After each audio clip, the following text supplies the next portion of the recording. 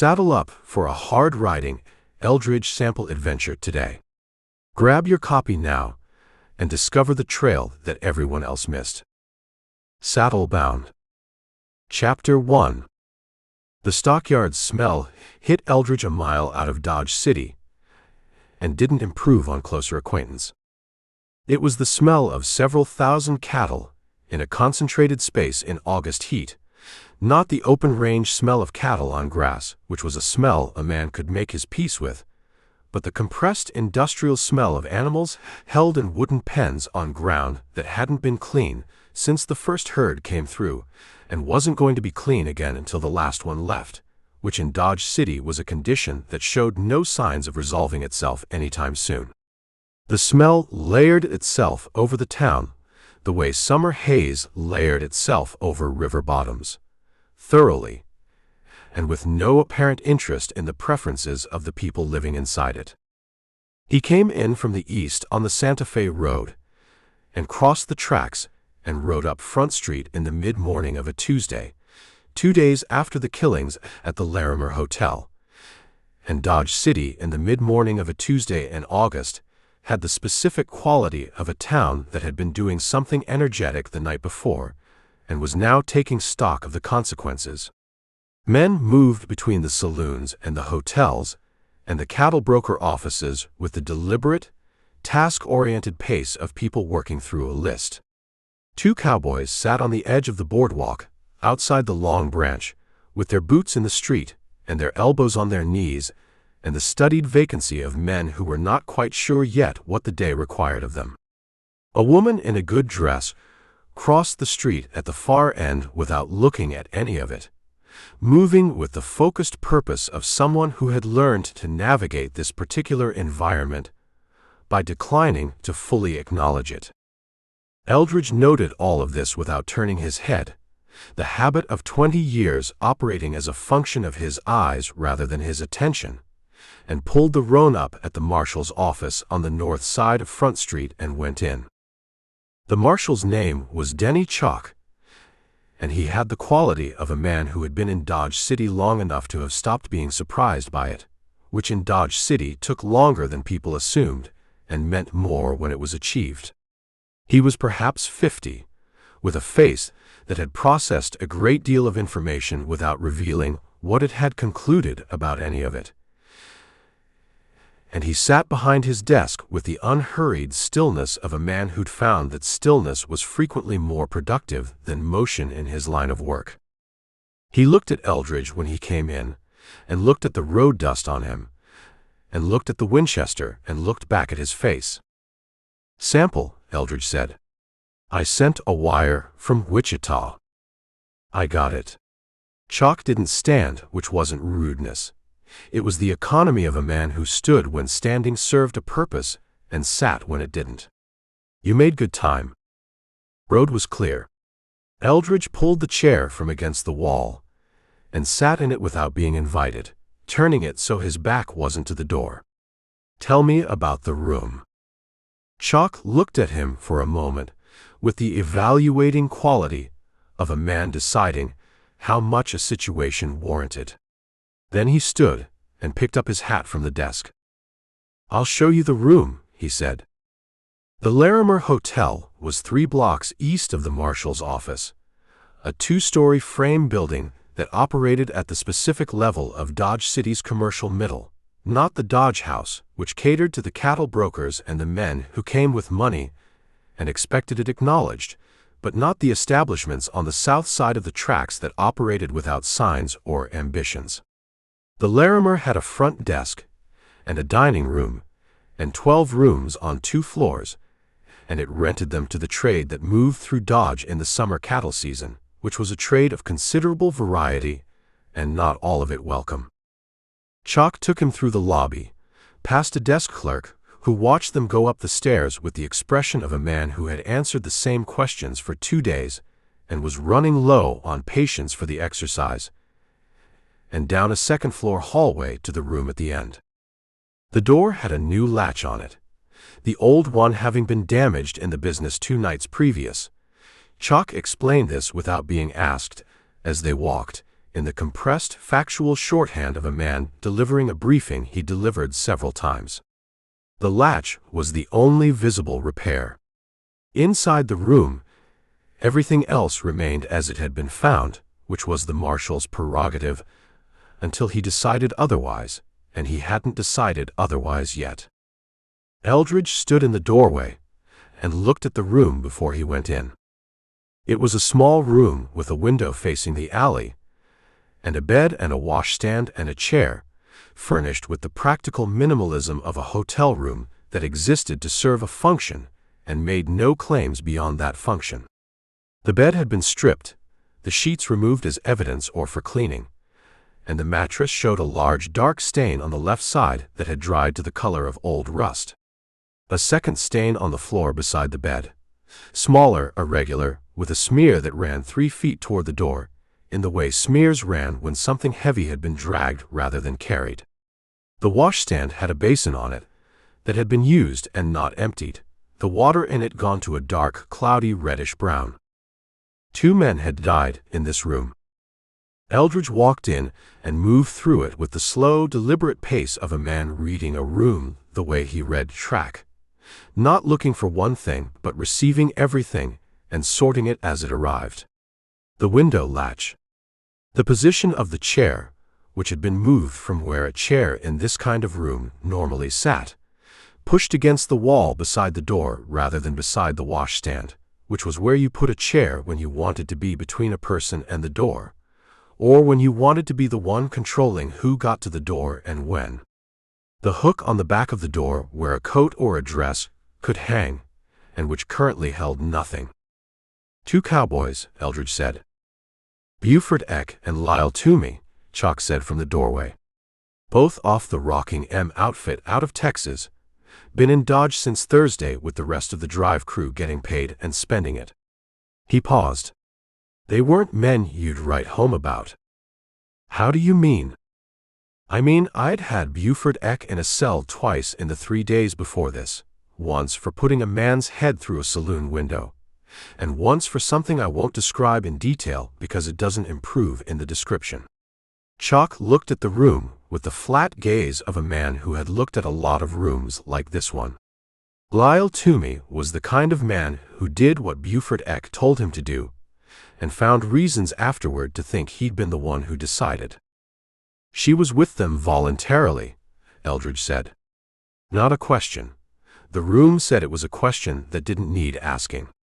The chair beside the door said it. The basin on the washstand said it. She came in with them, Chalk said. Or came up with them. The desk clerk saw them go up the stairs together. Whether voluntary is the word I'd use depends on definitions. I'm not sure I'm qualified to settle. He looked at Eldridge. She works the saloons. Has been in Dodge 6 weeks, working the Long Branch and the Alamo on a rotation that the owners of both establishments found mutually agreeable. What's her name? The name she gave the Long Branch was Faye Combs. One of the other girls said she heard her called Ona Faye by a man who came through 2 weeks ago, treated her well, left. Whether that's her full name or 2 names or something else, I don't know. He paused. She's not from here. No, Eldridge said. He was looking at the chair beside the door. Where's she from? The other girls said, Kentucky. Said she talked about mountains in a way that said she knew them from the inside rather than the outside. Chalk shifted in the doorway. One of them said, Virginia. The disagreement suggests she told different people different things, which is either confusion or method. Eldridge looked at the window facing the alley. The latch was engaged, but the latch was simple, the kind that could be worked from the outside with 2 fingers and a thin blade if a person knew the latch and had thought about working it from the outside in advance. He looked at the sill. No marks, no disturbance. She hadn't gone out the window. She'd gone out the door. He looked at the smear on the floor running toward the door. She'd moved Lyle Toomey, or part of him, toward the door. Why move a dead man toward the door? To have room to do something else. He looked at the bed and the stripped mattress and the two stains, the large one on the left side of the bed and the smaller one on the floor, and worked out the sequence of it, the positions of the three people in this small room in the dark, and the sequence that produced two dead men and one woman who walked out the door. She'd used a .32. Chalk had said so in the telegram. A small caliber gun, which meant a gun that could be carried without it being apparent that it was being carried, which meant a gun she carried as a matter of course rather than a gun she'd brought specifically to this room for these men. She'd walked out of the Larimer Hotel at some point between midnight and 4 in the morning, past a desk clerk who either didn't see her or saw her and decided not to describe what he saw, and she'd taken the horses she'd taken, both of the rocking M horses that Buford Eck and Lyle Toomey had ridden in on, which was a practical rather than a vengeful choice, since one horse was transportation and the second horse was insurance against the first horse failing, and ridden south. He'd been told she rode south. He wanted to hear it again from the people who'd said it. The witnesses, he said. I want to talk to them myself. Chalk looked at him. The desk clerk won't tell you much he didn't tell me. He's a man with strong opinions about what his job requires him to have seen. Who else? The girl at the Long Branch who knew her best. Name's Cora Bowen. Chalk took his hat off and looked at it. And there's a cattle buyer named Fossey who was in the room directly above this one that night and heard things through the floor and came down afterward and is the one who found them and called for me. He put his hat back on. Fossey has opinions about what he heard. I'll start with Cora Bowen, Eldridge said. He took one more look at the room, the chair beside the door, the basin, the smear on the floor, and then looked at the hook on the back of the door where nothing hung. She left her dress, he said. Chalk looked at the hook. What? The hook, Eldridge said. It's been used. There's a worn mark on the paint where something hung on it regularly. But there's nothing on it now, and there's nothing in this room that's hers. She came into this room wearing something, and left wearing something, and the something she left wearing was either what she came in wearing or something she found in here. He looked at the room. No woman's clothing. No woman's bag. Nothing that says she was here beyond the basin and the chair. Chalk looked at the hook. She planned to leave, Chalk said. Slowly, the way a man arrived at a conclusion he'd been standing next to for 2 days without looking at directly. She planned to leave, Eldridge said. The Long Branch in the mid-morning was the Long Branch in a state of inventory. Bottles being counted, glasses being cleaned, the floor getting swept by a man who moved the broom with the rhythm of someone doing a job they'd done so many times that the thinking part of it had been offloaded entirely. The bar was empty. The card tables were empty. The piano at the back sat with its lid down. Cora Bowen was at the far end of the bar with a cup of coffee and a ledger, doing the accounting that the morning required of her. And she looked up when Eldridge came in without the Long Branch's usual intermediary. The bartender was somewhere in the back and hadn't emerged. And she looked at him with the direct, estimating gaze of a woman who had been looking at men walk through doors for long enough to have developed an efficient system for processing them. She was perhaps 30, dark-haired, with the kind of face that had been called pretty when she was younger, and had since become something more durable than pretty. And she wore a practical dress for the morning hours and had her hair pinned back in the fashion of someone who wasn't expecting company worth dressing for, but wasn't going to be caught entirely unprepared either. She didn't ask him what he wanted or who he was. She looked at him and waited. Cora Bowen, Eldridge said. That's right, she said. I'm looking into what happened at the Larimer 2 nights ago. My name's Eldridge Sample. He came to the bar and put his hat on it. I want to ask you about Ona Faye. Something moved across Cora Bowen's face that was not grief and not quite the opposite of grief. "You're the bounty man," she said. "I am." She looked at her coffee. She picked it up and drank from it and set it down. "What do you want to know?" "What the wanted notice doesn't tell me," Eldridge said. "Which is most of it." Cora Bowen looked at him for a moment with the evaluating attention she'd brought to his entrance. A second appraisal, more specific than the first, the kind a woman made when she was deciding whether the man asking was worth answering truthfully. Whatever she saw, it moved her toward truthful. "Ona Faye came to Dodge in June," she said. "Came in on the stage from Wichita, though she hadn't started in Wichita. She'd been in Wichita long enough to come out on the stage, which isn't the same thing. She came to the Long Branch because it's where you come when you're new and you don't know the territory yet. And Bat Masterson runs a clean enough house that a woman new to a town can get her bearings without getting hurt doing it." She paused. That was Ona Faye's calculation. She told me so directly, about 2 weeks in, when we'd gotten past the stage of talking about nothing. "What else did she tell you?" "She was from somewhere in the mountains. Back east, Kentucky or Virginia, somewhere in there. She had the accent, though she'd worked at softening it." Cora looked at the ledger in front of her without appearing to see it. "She didn't talk about how she got from the mountains to Dodge City, which covers a lot of geography. And I didn't ask, because you don't ask that particular question in this particular line of work." "What did she talk about?" Cora looked up. "She talked about money. Specifically, about how much of it she intended to have and by what date. She said this with something close to admiration, or the memory of admiration. Most of the girls in this line talk about men, which ones are decent and which ones aren't, which ones tip and which ones don't. Ona Faye talked about figures. She had a number in her head, and she was working toward it, and she knew to the month how long it would take." "A number for what?" Eldridge said. "She didn't say.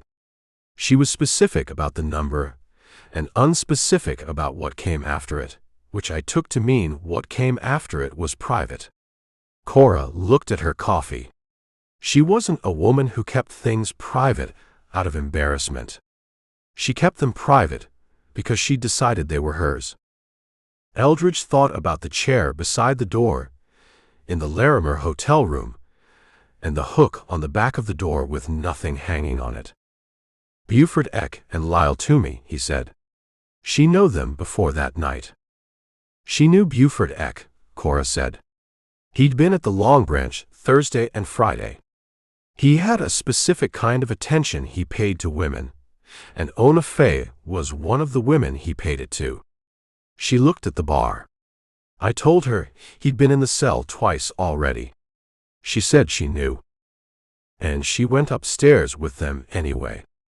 Cora looked at him with the flat, patient expression of a woman explaining something to a man who has all the information and is asking the wrong question with it. "She went upstairs with them," Cora said, knowing what she knew about Buford Eck, carrying what she carried. She let this sit for a moment. That's one way to read it. Eldridge read it the other way and said nothing. The man with the broom had stopped sweeping and was standing at the far end of the room pretending not to listen, which was the position of a man who was listening carefully. "When she left," Eldridge said, "did you see her leave?" "I was not in this building when she left. I was at my boarding house asleep." She paused. "But Emmy Doyle, one of the other girls, she boards here above the saloon. Emmy heard her on the stairs at some time in the night. Said it was a regular step, not hurrying. Said she heard the front door, and then nothing. A regular step. Not hurrying. Walked out. The wanted notice had said, fled the scene. Denny Chalk had said left. Emmy Doyle, who had been half asleep in a room above the Long Branch, had heard a regular step on the stairs and the front door, and then nothing. 3 different words for the same act, and the differences between them were the whole of the character they were describing. "The horses she took," Eldridge said. "The 2 rocking horses. She ride well." Cora looked at him. "She came in on the stage," she said. "I never saw her on a horse." "Someone did," Eldridge said. 6 weeks in this town, someone saw her on a horse."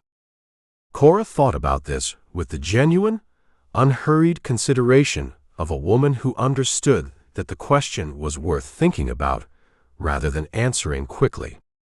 "There's a hand from the prairie dog outfit named Alvis Mundy, who rode out to the Larimer the morning they found Buford and Lyle, and stood on the street looking up at the window for a while.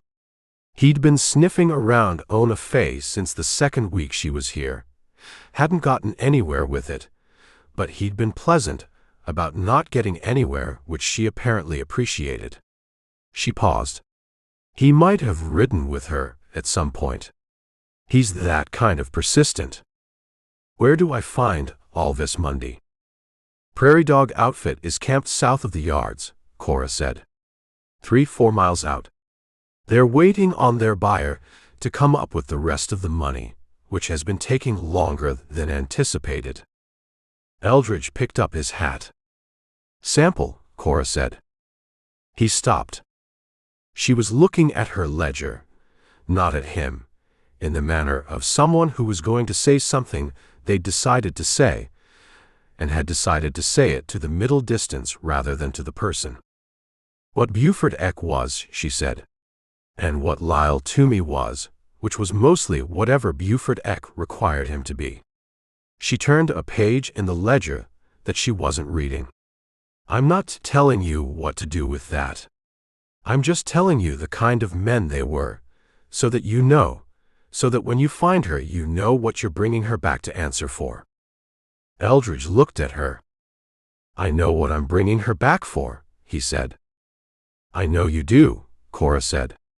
"I said so you know what you're bringing her back to."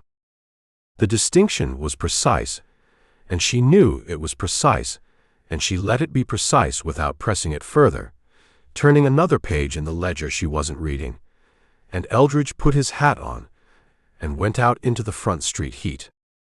Alvis Mundy was not hard to find. He was at the prairie dog camp south of the yards, as Cora Bowen had said, and he was doing the camp work that men at a trail's end did when the buyer's money was taking longer than anticipated. Mending tack, checking horses, doing the maintenance on equipment that the trail had postponed, the routine labor of a man who needed his hands occupied while the part of the operation that mattered happened somewhere else without him. He was young, 22, 23, with a face that had been out in the Kansas sun for a full summer, and wore the evidence of it in the specific red-brown that light-complexioned men achieved after enough exposure. And he had the open, unguarded quality of someone who hadn't yet developed the habit of withholding himself from new situations, which made him easy to talk to, and was probably a quality that Ona Faye Combs, who appeared to calibrate her expressions of openness with considerable precision, had noted and used. He looked up when Eldridge came into the camp, and took in the Winchester, and the general presentation of a man who was there on business rather than conversation. "Alvis Mundy," Eldridge said. "Yeah," Mundy said. He set down the bridle he'd been working on. Not wary exactly, more the alertness of a young man who understood that a specific kind of visitor required a specific kind of attention. "You knew Ona Faye Combs," Eldridge said. Mundy looked at him for a moment. "I knew her some," he said carefully. "I'm not interested in the some," Eldridge said. "I'm interested in whether you rode with her at any point in the last 6 weeks." Whatever Mundy had been expecting the question to be, it wasn't that one. The wariness in him shifted to something more genuinely uncertain. "Twice," he said. "We rode out along the Arkansas, west of town. Just riding." He looked at Eldridge. She liked to ride. How did she ride? Mundy looked at him, with the expression of a man being asked a question he knew the answer to, but wasn't sure why the question was being asked. She rode like someone who'd been on horses her whole life, he said. Like someone who'd had a horse of her own once, a long time ago, and hadn't forgotten. He paused. She was better than me, and I've been riding since I was 4 years old. Eldridge thought about 2 rocking horses, ridden south out of Dodge City in the dark, one mounted and one led, by a woman who was better than a man who'd been riding since he was 4 years old. Did she say where she was from? She said the mountains, Mundy said. Back east. Said she grew up in a hollow, with a creek at the bottom of it, and a ridge so close on both sides that you could only see the sky if you looked straight up. He looked at the Kansas horizon, flat and limitless in every direction. She said she'd been trying to find a country that felt the opposite of that. She said which way she was going when she left Dodge. Mundy looked at him directly. She was going to leave, he said. It wasn't a question. She left 2 nights ago, Eldridge said. South. Something moved across Mundy's face that was young enough and open enough to be readable. Not surprise at the leaving, because he'd apparently understood the leaving was coming, but something more specific and more personal, the particular expression of someone who had cared about a person and is now receiving news about that person that changes the category they occupy. She told me she was going to leave when she had enough, he said. She didn't say when that was or which way she'd go. He picked up the bridle again, not to work on it, just to have something in his hands. Did she hurt those 2 men bad? She killed them, Eldridge said. Mundy looked at the bridle. Buford Eck, he said. I knew Buford Eck by reputation. I knew what he was. So did she, Eldridge said. Apparently. He left Mundy with the bridle in his hands and the Kansas horizon all around him and went back to his horse. Chalk was waiting for him outside the marshal's office, leaning against the post with his arms folded and the expression of a man who had been thinking about something while Eldridge was conducting his interviews and had arrived at a thought worth sharing. The cattle buyer, Eldridge said. Fossey. The one in the room above. He'll keep, Chalk said. I want to show you something first. He led Eldridge back along Front Street to the eastern end, and then north, away from the tracks and the stockyards, to a small frame building behind the leather goods shop that had a padlock on the door. Chalk produced a key and opened it. Inside were 2 saddles. Both Texas rigs, both well used, both bearing the rocking M brand burned into the skirts. Leaned against the wall behind them, a pair of saddlebags, Buford X, Chalk said, identified by the initials scratched into the leather flap, and beside them a rifle in a cracked scabbard. We recovered the horses this morning, Chalk said. Turned up at a farm, 6 miles south on the Cimarron Road. Farmer found them in his paddock when he woke up. Eldridge looked at the 2 saddles. 2 horses ridden 6 miles south of Dodge City, unsaddled by someone who knew how to unsaddle a horse efficiently in the dark, turned into a paddock rather than left tied on a road where they'd attract attention at first light. She took one horse and turned the other loose, Eldridge said. Left the saddles because she wasn't riding a Texas rig if she had a choice. Chalk looked at the saddles. She went south on one horse with no saddle. Bareback or with something she had, Eldridge said. She'd been in Dodge 6 weeks. She had time to acquire what she needed. He looked at the saddlebags. What's in X bags? Money, Chalk said. $83. He paused. She left it. Eldridge looked at the saddlebags. She'd gone into that room with a number in her head and a date by which she intended to have it, and she'd left $83 in a dead man's saddlebag on a horse she'd turned loose 6 miles south of Dodge City. The $83 was Buford X's money. She hadn't taken it. He thought about what Cora Bowen had said. She talked about money, specifically about how much of it she intended to have and by what date.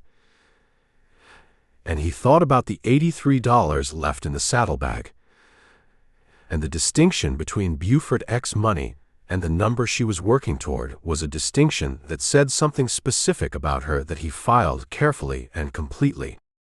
"The wanted notice," Eldridge said. "The reward." "County posted it at $75, Chalk said. "Ford County. Murder in the first 2 counts. $75 for 2 counts of murder. Less than the money she'd left in a dead man's saddlebag." Eldridge didn't say this aloud. "She went south," he said. "Cimarron Road. 6 miles to where the horses turned up," Chalk said. After that, he made the open-handed gesture of a man indicating the blank that came after the last known point. Eldridge looked at the 2 Texas saddles and the saddlebags with the $83 and thought about the Cimarron Road running south into Indian Territory, and what a woman who rode better than a man who'd ridden since he was 4 years old and had a number in her head and left a dead man's money behind her would do with the country between Dodge City and that number. "I need to talk to Fossey," he said. "He's at the Dodge house," Chalk said. "Hasn't left since it happened. He's a man who processes things slowly and out loud." "I'll find him," Eldridge said. He walked out of the small frame building into the August heat, and Chalk locked the padlock behind them.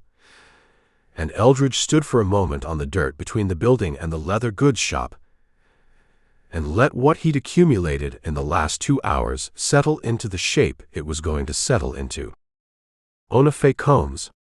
From a hollow with a creek at the bottom and a ridge so close on both sides you could only see the sky if you looked straight up. Working toward a number she knew to the month. Riding better than a man who'd been at it since he was 4. Walking out of the Larimer Hotel at some hour between midnight and 4 with a regular step, not hurrying. Leaving $83 in a dead man's saddlebag and taking the better horse and going south.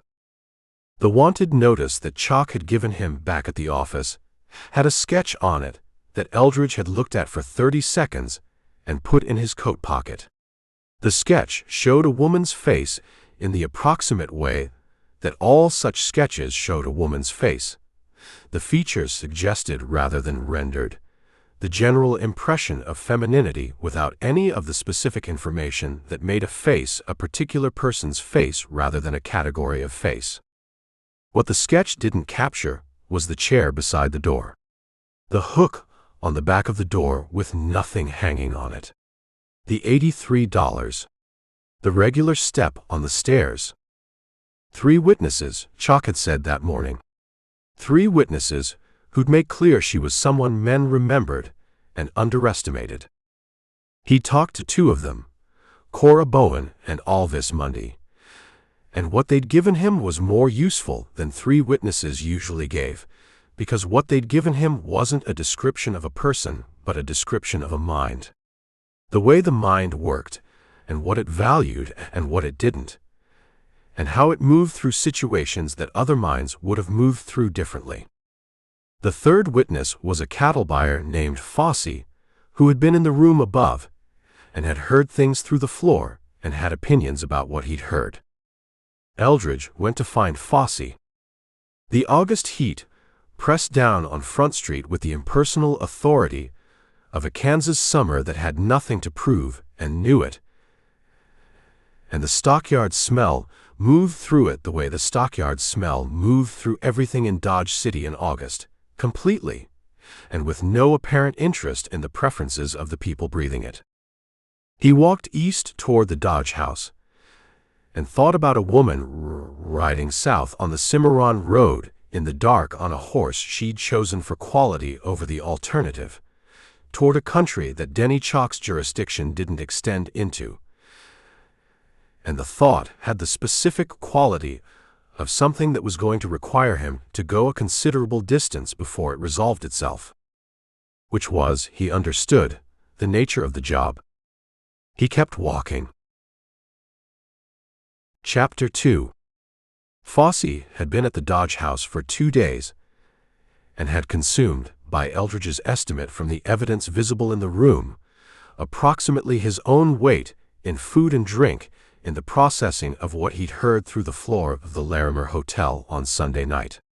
He was a large man, going soft in the way of men who'd made enough money to stop doing the physical work that had made them. And he sat in the chair beside his bed with a tray on the table beside him, and the expression of a man who had been waiting for an audience and was relieved that one had finally materialized. He told Eldridge what he'd heard in the order he'd heard it, which took 20 minutes and required no prompting. And what he said confirmed the shape of the room as Eldridge had read it, and added 2 things that the room itself hadn't told him. The first was timing.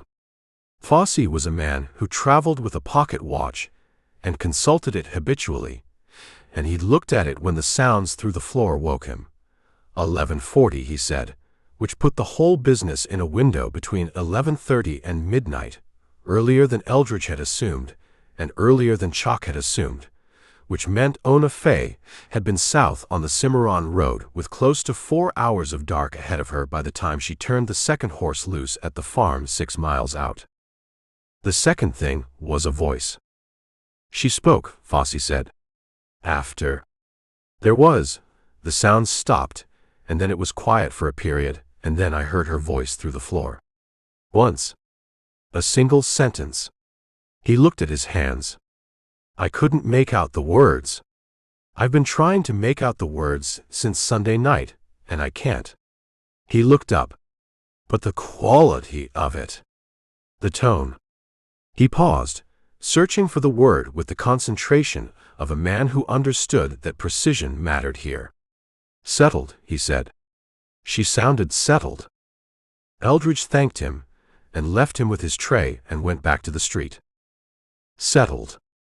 He put it with the regular step on the stairs, and the $83 in the saddlebag, and the chair beside the door, and the picture it produced was consistent and specific, and not the picture that the wanted notice's language suggested, fled the scene armed and dangerous, which was the language of a category rather than a person. He went to the livery and saddled the roan and rode south. The Cimarron Road left Dodge City, heading south, and ran through 6 miles of Kansas grass before it crossed into no man's land, and then another 20 before the country changed character in the specific way it changed when you crossed into Indian Territory proper. Not dramatically, not with a sign or a marker of any significance, but in the quality of the light and the feel of the ground and the way the horizon sat differently on the sky, as if the land south of that invisible line had different ideas about itself than the land north of it. Eldridge had been in Indian Territory 3 times as a marshal, and knew it the way he knew all the country he'd worked. Specifically, from the inside, from the particular education of having moved through it on bad days, when understanding the ground was the difference between the outcome and the alternative. He knew that the territory operated under its own jurisdictional logic, which was the logic of 5 sovereign nations with their own law enforcement and their own courts and their own relationships to the federal oversight that the United States government applied with varying consistency, depending on which administration was currently applying it. He knew that a Kansas wanted notice for murder carried exactly as much legal weight in the territory as the Indian nations chose to give it, which was a negotiated and situational amount. He knew that a bounty man in the territory was operating on courtesy rather than authority, which was a different kind of operating and required a different kind of attention. He'd been riding 3 hours south of Dodge when he picked up the track. Not Ona Faye's track. He had no way to identify her horse's print from the general traffic that moved on the Cimarron Road. And the road had been traveled enough since Sunday night that anything specific had been incorporated into the general evidence of use. What he picked up was the track of someone following the road from the side, riding parallel to it through the grass 10 or 15 yards east of the rut line, which was the practice of a person who wanted to be on the road's route without being on the road itself. He pulled the roan up and looked at the parallel track for a moment. Recent, within the day. A single horse, moving south at a steady pace, and the rider's weight distribution, suggesting someone sitting the horse in the upright, economical way of a person who covered distance habitually rather than occasionally. He filed it and rode on. The Cimarron crossed the road at the 30-mile mark south of Dodge and ran through it in a broad sandy bed that the August heat had reduced to a series of pools connected by shallow braids of moving water, which was what the Cimarron did in August regardless of what it did the rest of the year. Cottonwoods on both banks, big ones. Their root systems tapped into the water table below the sandy bed regardless of what the surface was doing. Good shade in the afternoon heat. A place where a person moving south would naturally stop to water a horse. He crossed and climbed the south bank and pulled up. 30 yards ahead, in the shade of the largest cottonwood, a man sat his horse and watched Eldridge come out of the river crossing with the still, patient attention of someone who had been waiting and had made a considered decision to make the waiting visible rather than conceal it.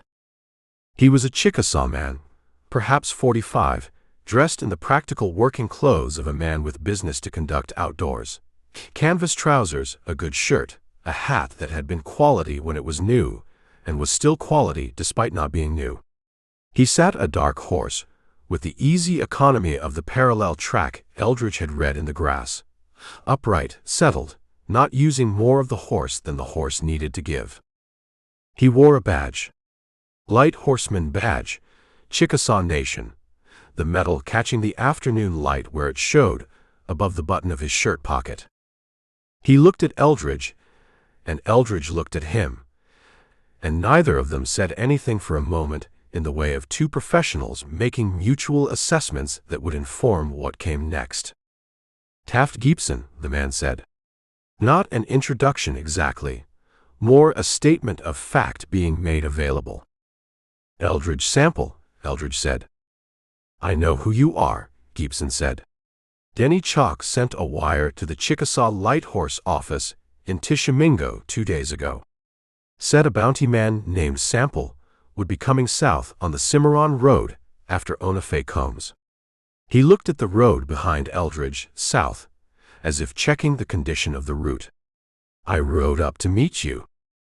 That was Chalk's idea or yours? Mine, Gibson said. I had reasons to want to talk to you before you got further into the territory. He moved his horse to the side of the road. Ride with me a piece. They rode south along the Cimarron in the cottonwood shade, the two horses moving at a mutual pace that neither rider set deliberately. It simply emerged from the horses' read of each other and the ground, the way paces emerged when two experienced horses were ridden by two experienced riders who weren't competing about anything. You've been watching her, Eldridge said. Watching is generous, Gibson said. I've known she was in the territory. I know where she crossed the line, and I have a general sense of her direction. Beyond that, he made the small, lateral gesture of a man indicating the limits of what he could claim. She moves well. She doesn't stay in places long enough to be fixed. How long has she been in the territory? 5 days, Gibson said. She crossed south of Ashland 3 days before the business in Dodge, which puts her in the territory before the killing, which I want you to understand clearly. Eldridge looked at him. She came back across. She came back across, Gibson said. Spent some time in Dodge. Came back south. He said this without editorial.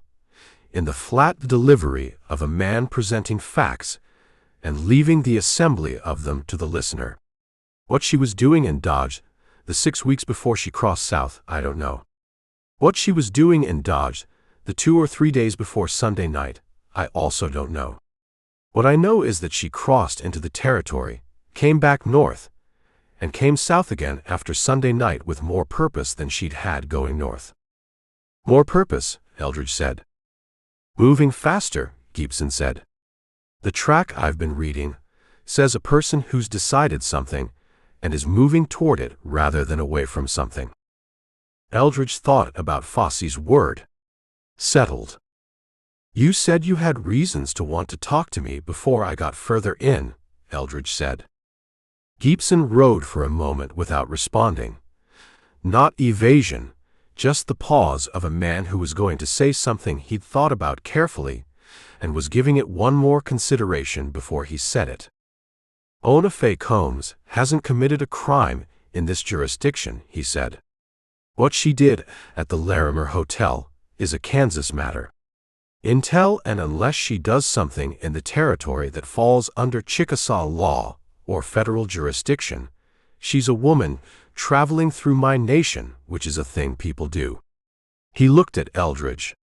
I can't assist you in taking her out of the territory by force. I want to be plain about that. I understand it, Eldridge said. I can share information with you, Gibson said, about her location and direction. I can be present during an arrest if the arrest is conducted lawfully and without harm to territory citizens. He paused. I can also tell you that there are complicating factors in the situation that you're going to encounter, whether I tell you about them or not. And I'd rather you encounter them knowing than not knowing. Tell me about the complicating factors, Eldridge said. Gibson looked at the river running alongside them, the shallow braids catching the afternoon light and throwing it back in pieces. There's a ferry crossing on the Arkansas, he said, 40 miles south of where we're sitting. It's run by a man named Delbert Forkiller, who is Cherokee, which puts the crossing in Cherokee Nation jurisdiction rather than Chickasaw, though the border in that stretch is a matter of some ongoing disagreement. He looked at the road ahead. Delbert is a large, calm man who has run that crossing for 12 years and knows everyone who uses it and maintains correct relations with the Cherokee Light Horse and is in every respect a responsible and law-abiding citizen of the Cherokee Nation. He stopped. Eldridge waited. He's also in love with Ona Faye Combs, Gibson said, in the specific way that calm, large, responsible men occasionally fall in love, completely, and without retaining much judgment about it. Eldridge looked at the cottonwoods, moving in a small wind off the river. She's been to the crossing before, Eldridge said. Twice that I know of, Gibson said. Once in June, before she went north to Dodge. Once in July, briefly, before she came back north again. He paused. Delbert Forkiller is not a man who would break a law for himself. He might be a man who would bend the truth for her. Eldridge thought about a woman who moved through a situation with a number in her head, and a date and the deliberate construction of what she needed, and who had spent 6 weeks in Dodge City before going back south, and who'd been to a ferry crossing on the Arkansas twice before Sunday night. She's not running to Delbert Forkiller, Eldridge said. She was always going to Delbert Forkiller. Gibson looked at him with the specific attention of a man recalibrating an assessment. Explain that, he said. The 6 weeks in Dodge, Eldridge said. She had a number. She was working toward it to the month, according to someone who knew her there. She came south twice in those 6 weeks, once in June, once in July, and came back north both times. She didn't stay. He looked at the river. She was working, and she was saving, and when she had enough of what she was working toward, she was going to come south for the last time and not come back. And Sunday night moved the schedule, Gibson said. Sunday night moved the schedule, Eldridge said. What happened at the Larimer moved it. She left sooner than she'd planned, with less than she'd planned to have, which means either she decided it was enough or she decided that staying was going to cost her more than leaving early. Gibson looked at the road ahead where it curved away from the river and dropped toward the creek crossing at the base of a low hill, and then he looked at Eldridge with the considered attention that had characterized everything he'd said since the cottonwood shade. That's a specific reading of a situation, he said. From what a witness told you in Dodge. And from the room, Eldridge said.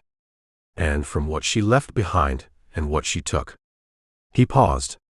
And from the $83 in Buford X saddlebag. Gibson looked at him. She left it, Eldridge said. Gibson was quiet for a moment. Then, who was Buford X? A man with a specific kind of attention he paid to women, Eldridge said. Who'd been in a jail cell twice in 3 days for specific expressions of that attention. The road curved, and they followed it, and the cottonwoods thinned, and the river bent east and left them with the open country to the south running away from them in the afternoon light, the grass pale and dry, and the sky enormous and direct the way it was direct in the territory in August, without the softening that the Kansas haze put on it. You've been watching her, Eldridge said. You chose not to move on her. I chose not to move on her, Gibson said. She hasn't killed anyone in my jurisdiction, and she hasn't broken any law I'm charged with enforcing. He rode for a moment.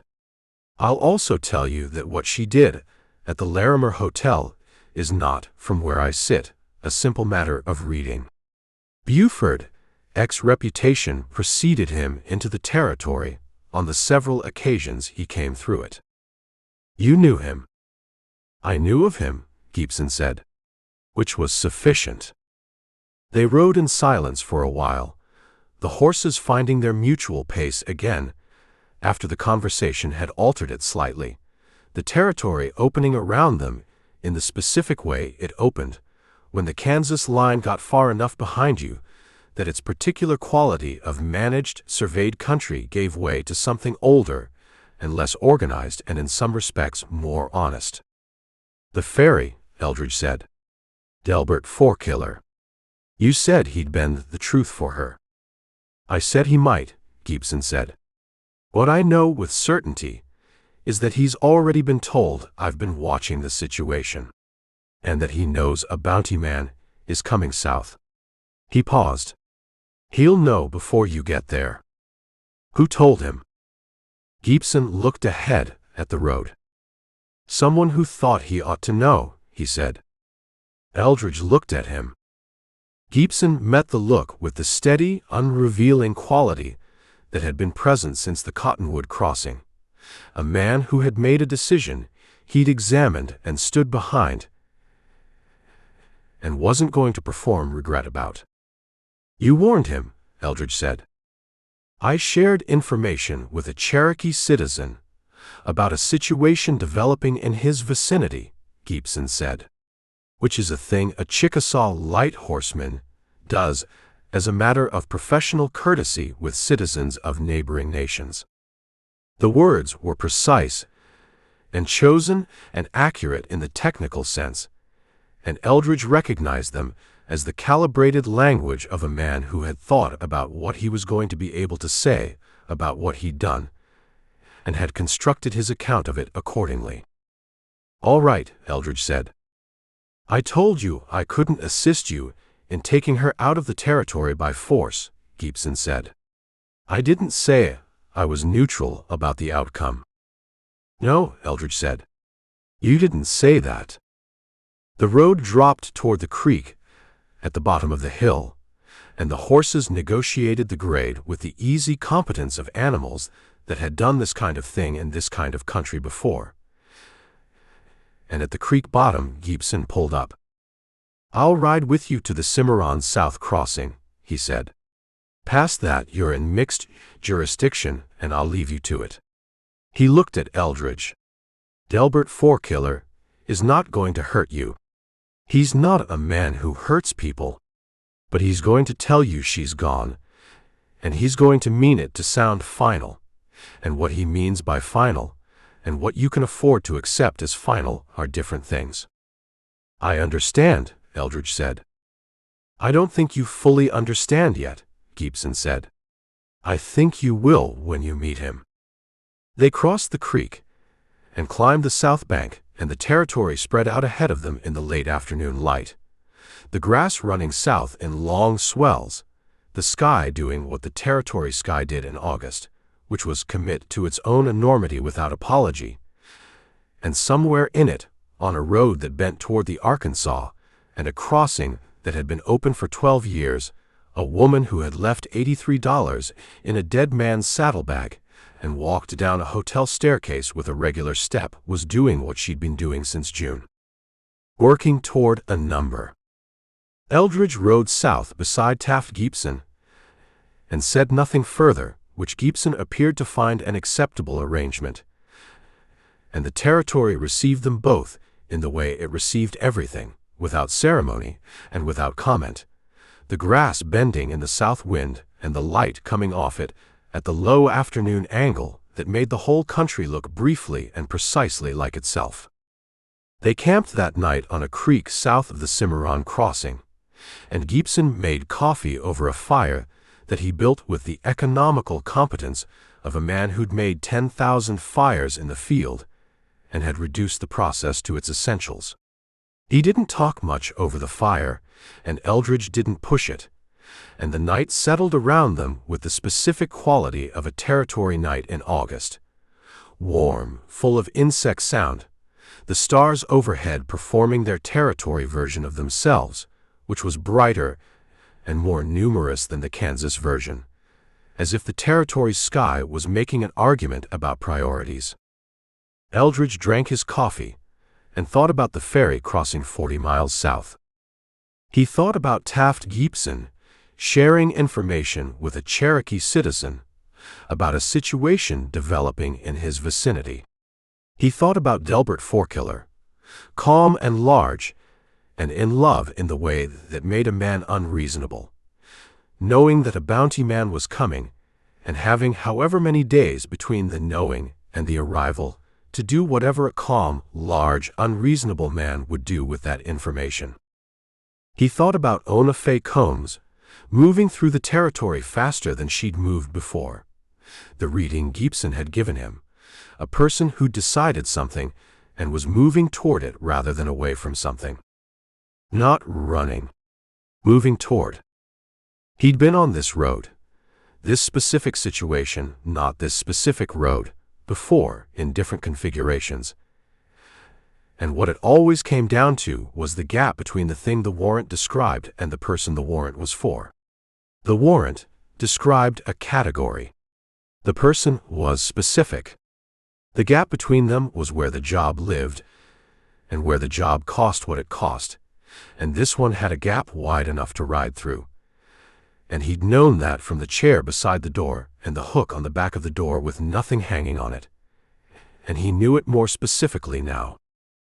He put out the fire and lay on his saddle blanket and looked at the territory stars and listened to the creek and did not resolve anything, because the things that wanted resolving weren't going to resolve in a field camp 40 miles north of an Arkansas River ferry crossing. Gibson left him at the Cimarron South crossing at mid-morning of the following day, as he'd said he would, with a handshake that was brief and dry, and a final piece of information delivered at the parting in the manner of something that had been considered all morning and decided upon just now. The Cherokee Light Horse Station nearest to Forekiller's Crossing is a man named Archibald Sixkiller, Gibson said. He knows the situation. He won't interfere with a lawful arrest conducted on Kansas authority. You talk to him too, Eldridge said. I correspond with Archibald regularly, Gibson said. We share information about situations developing in our respective jurisdictions. You share a lot of information, Eldridge said. It's a big territory, Gibson said. And there aren't many of us. He turned his dark horse north and rode back toward the Cimarron at the same upright, economical pace he'd come south with, and Eldridge watched him go for a moment. The straight back, the easy seat, the horse covering ground without apparent effort, before turning south himself. The road south of the Cimarron crossing ran through country that was older and deeper in its character than the country north of it, the grass taller in the draws and the timber thicker along the creek lines, the whole of it carrying the quality of a place that had been itself for longer than the people currently occupying it. The territory always gave Eldridge this feeling, not unwelcome, not entirely comfortable. The feeling of a guest in a house that had been built before he was born and would stand after he was gone. He rode south through the morning and into the afternoon. The Arkansas was a different river than the Cimarron, broader with more authority, running with the particular confidence of a river that had been draining a large part of the continent for a very long time and had settled into a pace that reflected this. He heard it before he saw it, the sound of it coming through the timber along its south bank as a low, continuous undertone that the birds and the wind and the general sound of the territory afternoon organized themselves around. He came out of the timber onto the north bank and stopped the roan. The crossing was exactly what a 12-year-old crossing looked like, worn into the landscape, the ferry landing on the north bank built from heavy oak timber and wire cable. The cable strung across the current to the south bank landing at a height that cleared the surface by 8 feet at normal water, higher now in the August low water. The ferry itself was midstream, coming north, and on it stood a man who managed the pole with the easy, rhythmic authority of someone for whom the river and the crossing and the movement between its banks had become as natural as walking. He was large. Gibson had said calm and enormous, and both words were accurate, and Eldridge understood why Gibson had put calm first. The size was visible from the north bank at 50 yards, but the calm was what you registered first because it preceded the size in the way it announced itself, the quality of stillness in a big man being always more notable than stillness in a smaller one. Delbert Forkiller brought the ferry to the north bank and set the landing plank with the practiced efficiency of 12 years and looked up at Eldridge on the roan.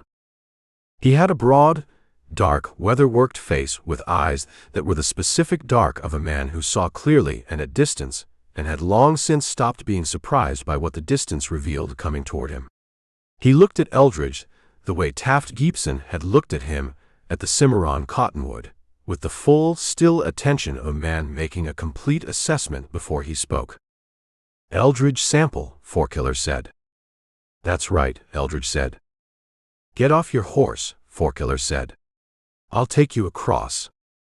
"I'm not crossing yet," Eldridge said. "I want to talk to you first." Forkiller looked at the roan and looked at Eldridge. "Then get off your horse so we can talk like men," he said. "I'm not going to talk to a man on a horse while I stand on a ferry." Eldridge got down.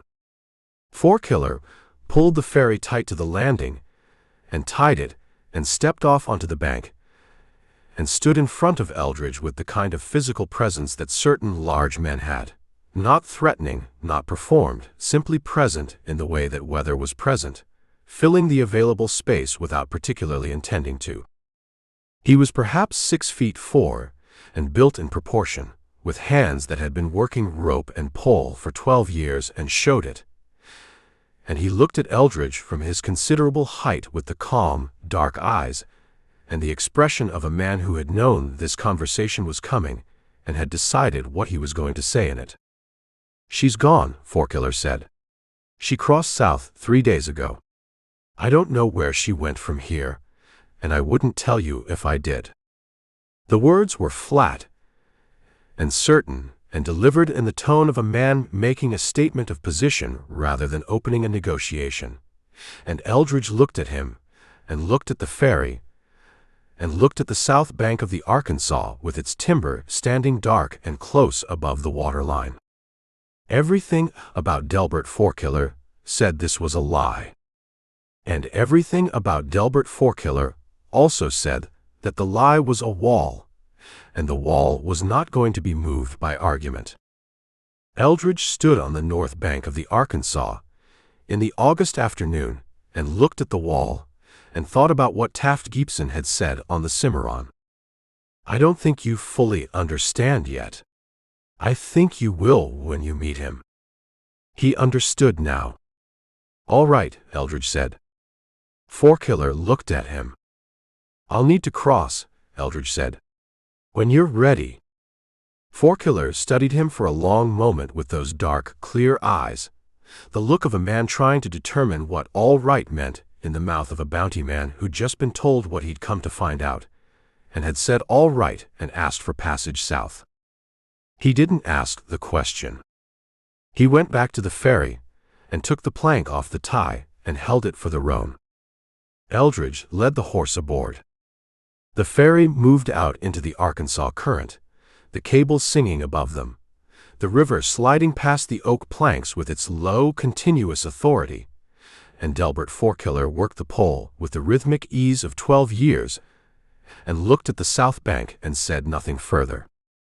Eldridge looked at the south bank, coming toward him, and thought about a woman who didn't run from things but moved toward them, and about a ferry crossing on the Arkansas that she'd visited twice before Sunday night, and about a calm, enormous man running a cable across a river who'd known she was coming and had been waiting, and who was now watching a bounty man cross his river with the expression of someone who had made a decision he was standing in and intended to keep standing in. The ferry touched the south bank. The roan stepped off onto the mud and found the gravel, and Eldridge led her up the bank and stopped and looked back at Forkiller still on the ferry, watching him from the middle of the Arkansas. He was not going to find Ona Faye Combs by riding south. She wasn't south. He looked at the timber along the south bank, the dense, close-growing cottonwood and willow and hackberry that lined the Arkansas in this stretch, running east and west as far as the tree line extended, and he looked at the ferry cable running back to the north bank, and he thought about a woman with a number in her head who'd been to this crossing twice and knew the man who ran it and had crossed 3 days ago by Forkiller's account, which Eldridge was going to believe in its details while not believing in its conclusion. 3 days ago. She'd crossed south 3 days ago. She'd also come back north twice from the territory before Sunday night. He looked at the tree line running east along the south bank and thought about the specific economy of a woman who left $83 behind and took only what she needed and had been moving towards something specific since before the Larimer Hotel. She wasn't south.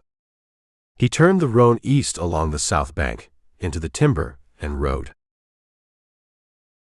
Chapter 3.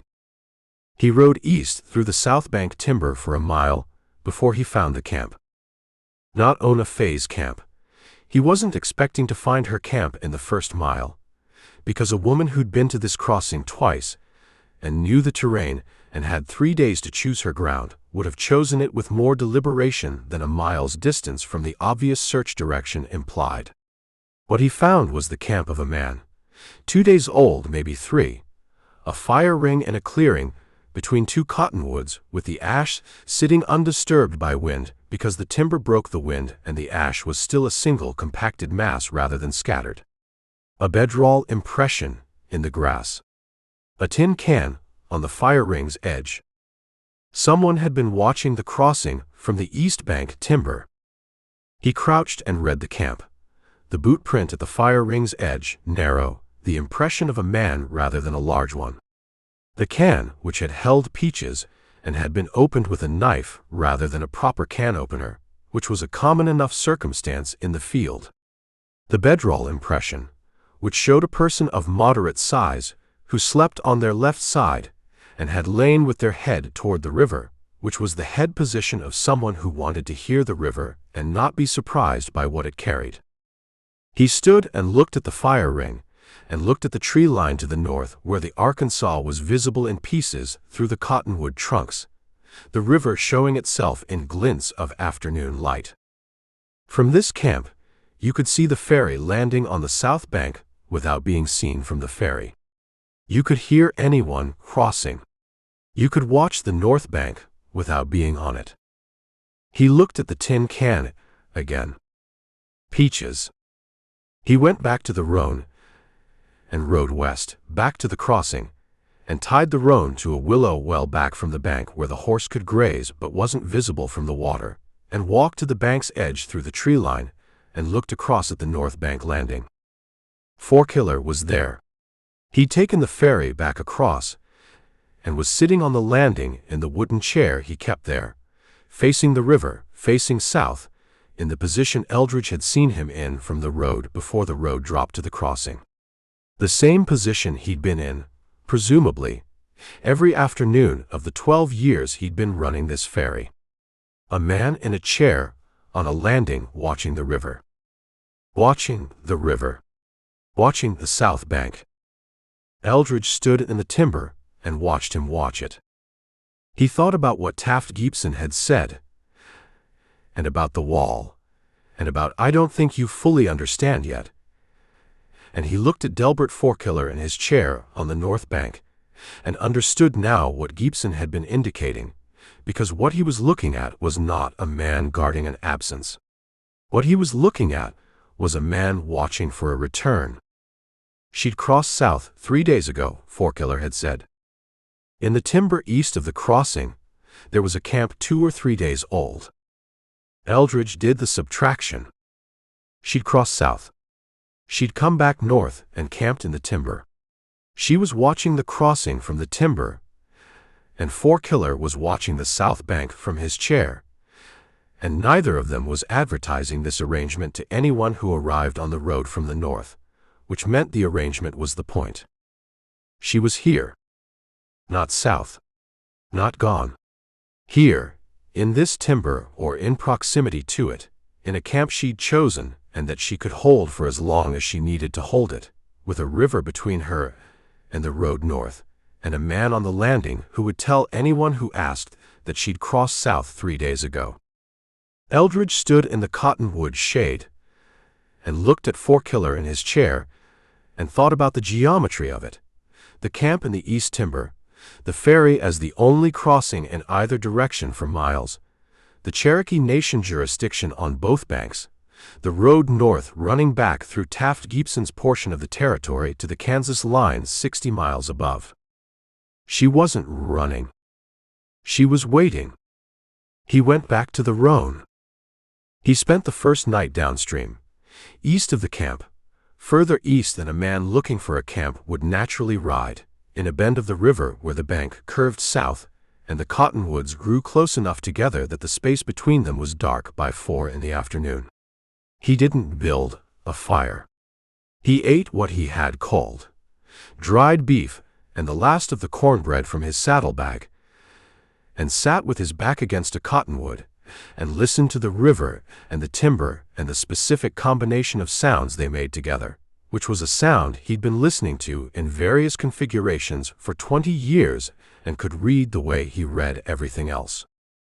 The first night told him nothing except that the territory night was warm, and the river ran with the same low authority in the dark as it ran with in the light, which was the kind of consistency you came to count on in rivers and couldn't always count on in people.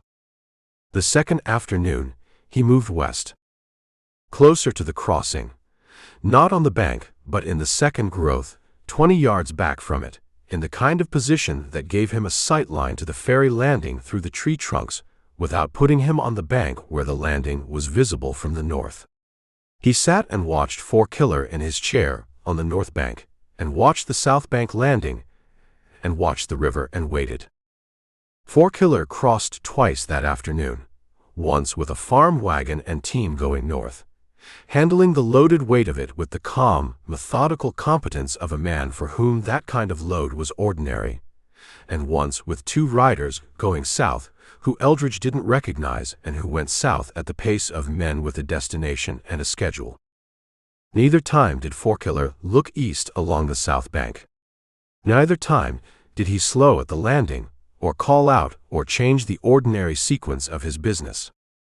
But in the hour between the farm wagon and the 2 riders, while the crossing sat empty, and the river ran, and the afternoon built its heat over the territory, Forkiller got up from his chair and walked to the north end of his landing and stood there looking west up the river, not east-west, for perhaps 3 minutes before he went back to his chair. West was the direction a man looked when he was establishing that he wasn't looking east. Eldridge looked east. Nothing in the timber. Nothing on the bank. The river running, the cottonwoods moving in the small river wind, the birds going about their afternoon business in the branches above him with the cheerful indifference that birds brought to human situations. He went back to the downstream camp and waited. She came on the second night.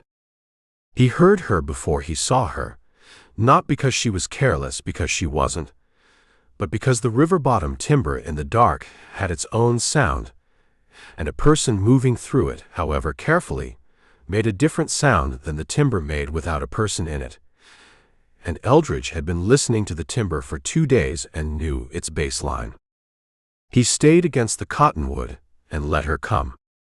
She came from the east, which meant she'd been east of his position, which meant she'd found his camp or found his sign, and had come around it rather than through it, which was the approach of someone who understood ground and the tactical implications of approaching something from a direction it wasn't expecting.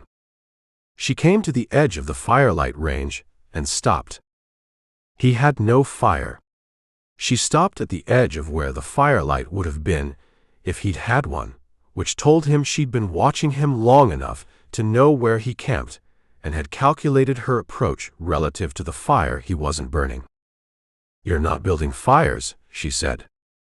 Her voice came from the dark, at the east edge of his camp, perhaps 15 feet, and it was low and even and had the mountain vowels in it that Cora Bowen and Alvis Mundy had described.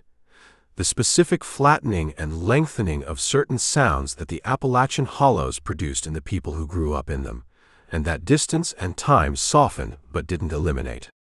It was a voice that had been used to speaking quietly across small spaces, the voice of someone who'd grown up in a house where the walls were close and the outside was close and sound carried.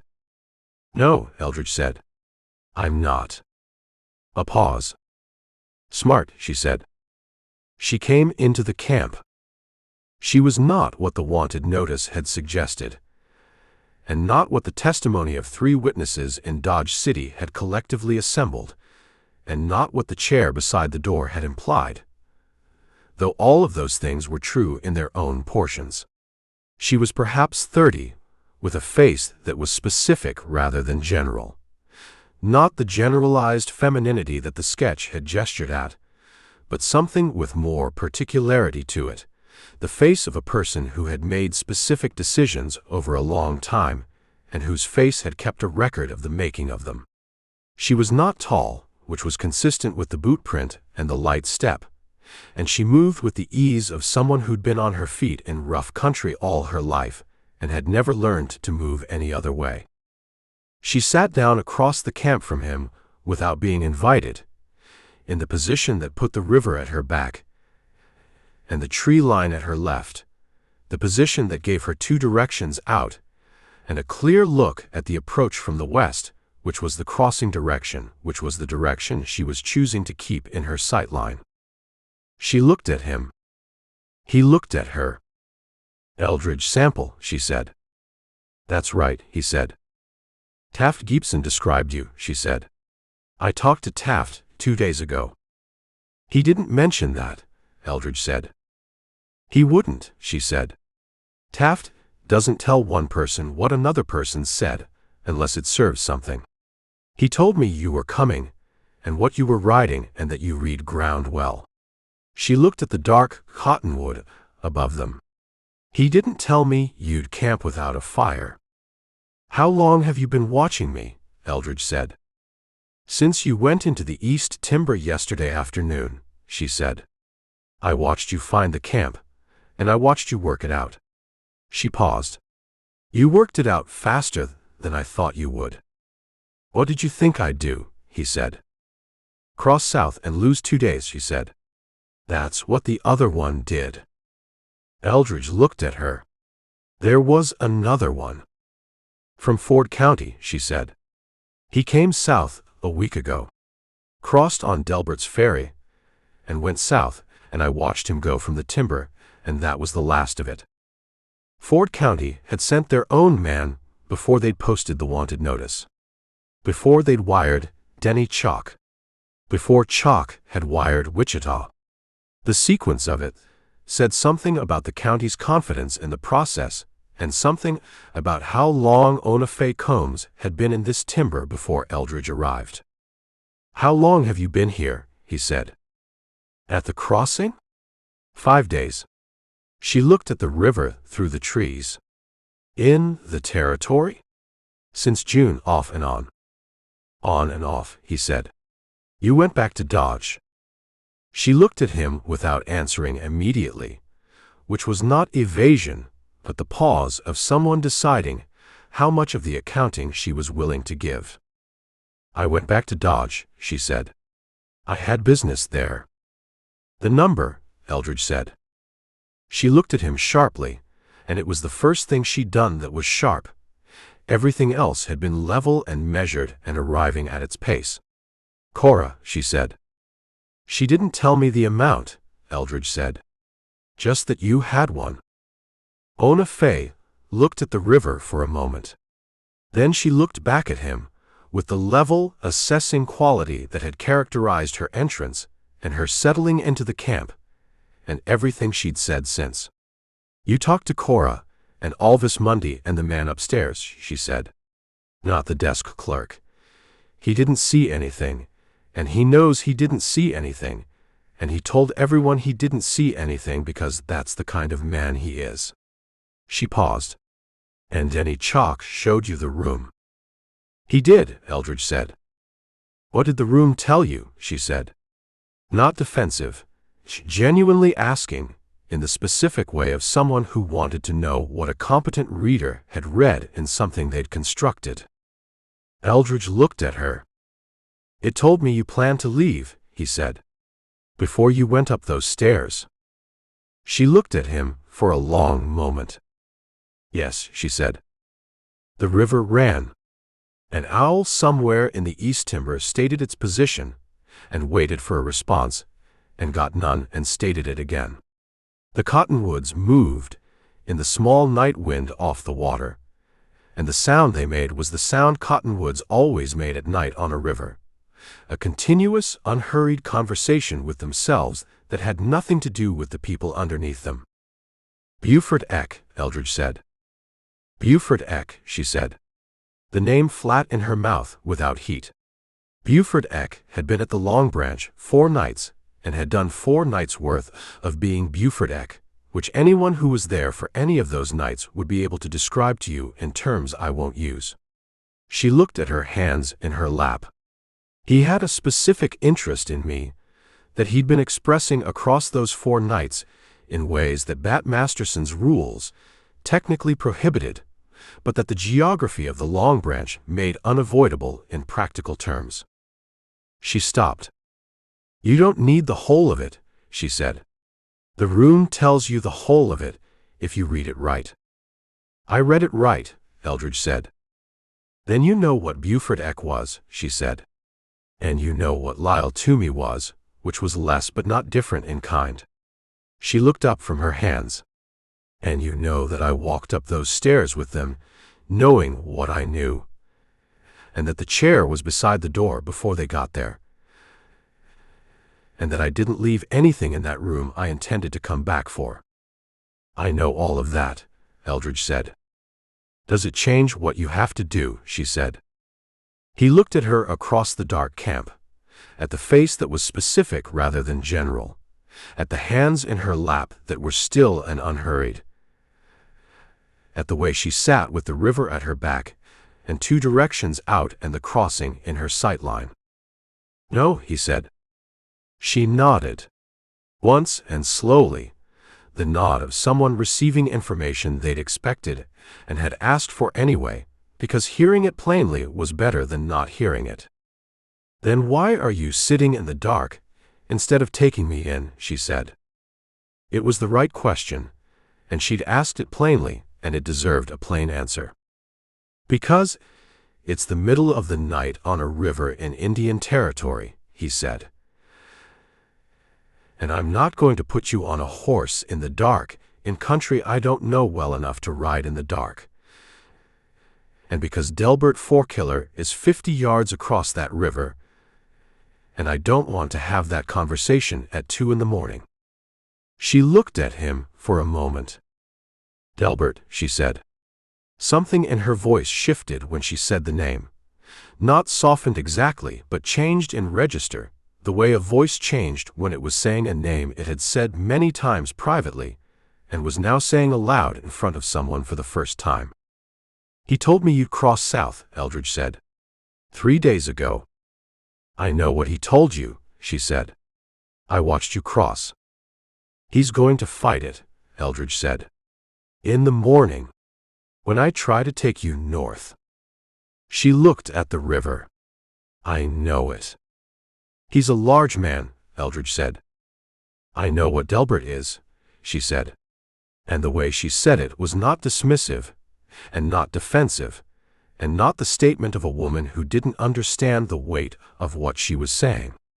It was the statement of a woman who understood it entirely, and had been sitting with the weight of it for 5 days in this timber, and hadn't resolved it to her satisfaction, which was why she was still here. You haven't left, Eldridge said. She looked at her hands. No, she said. The other bounty man from Ford County went south, and you let him go, Eldridge said. I camped without a fire, and you came to me. That's a different decision. She was quiet for a long time. The owl in the east timber had stopped asking its question. The river ran. The cottonwoods talked to themselves in the small wind.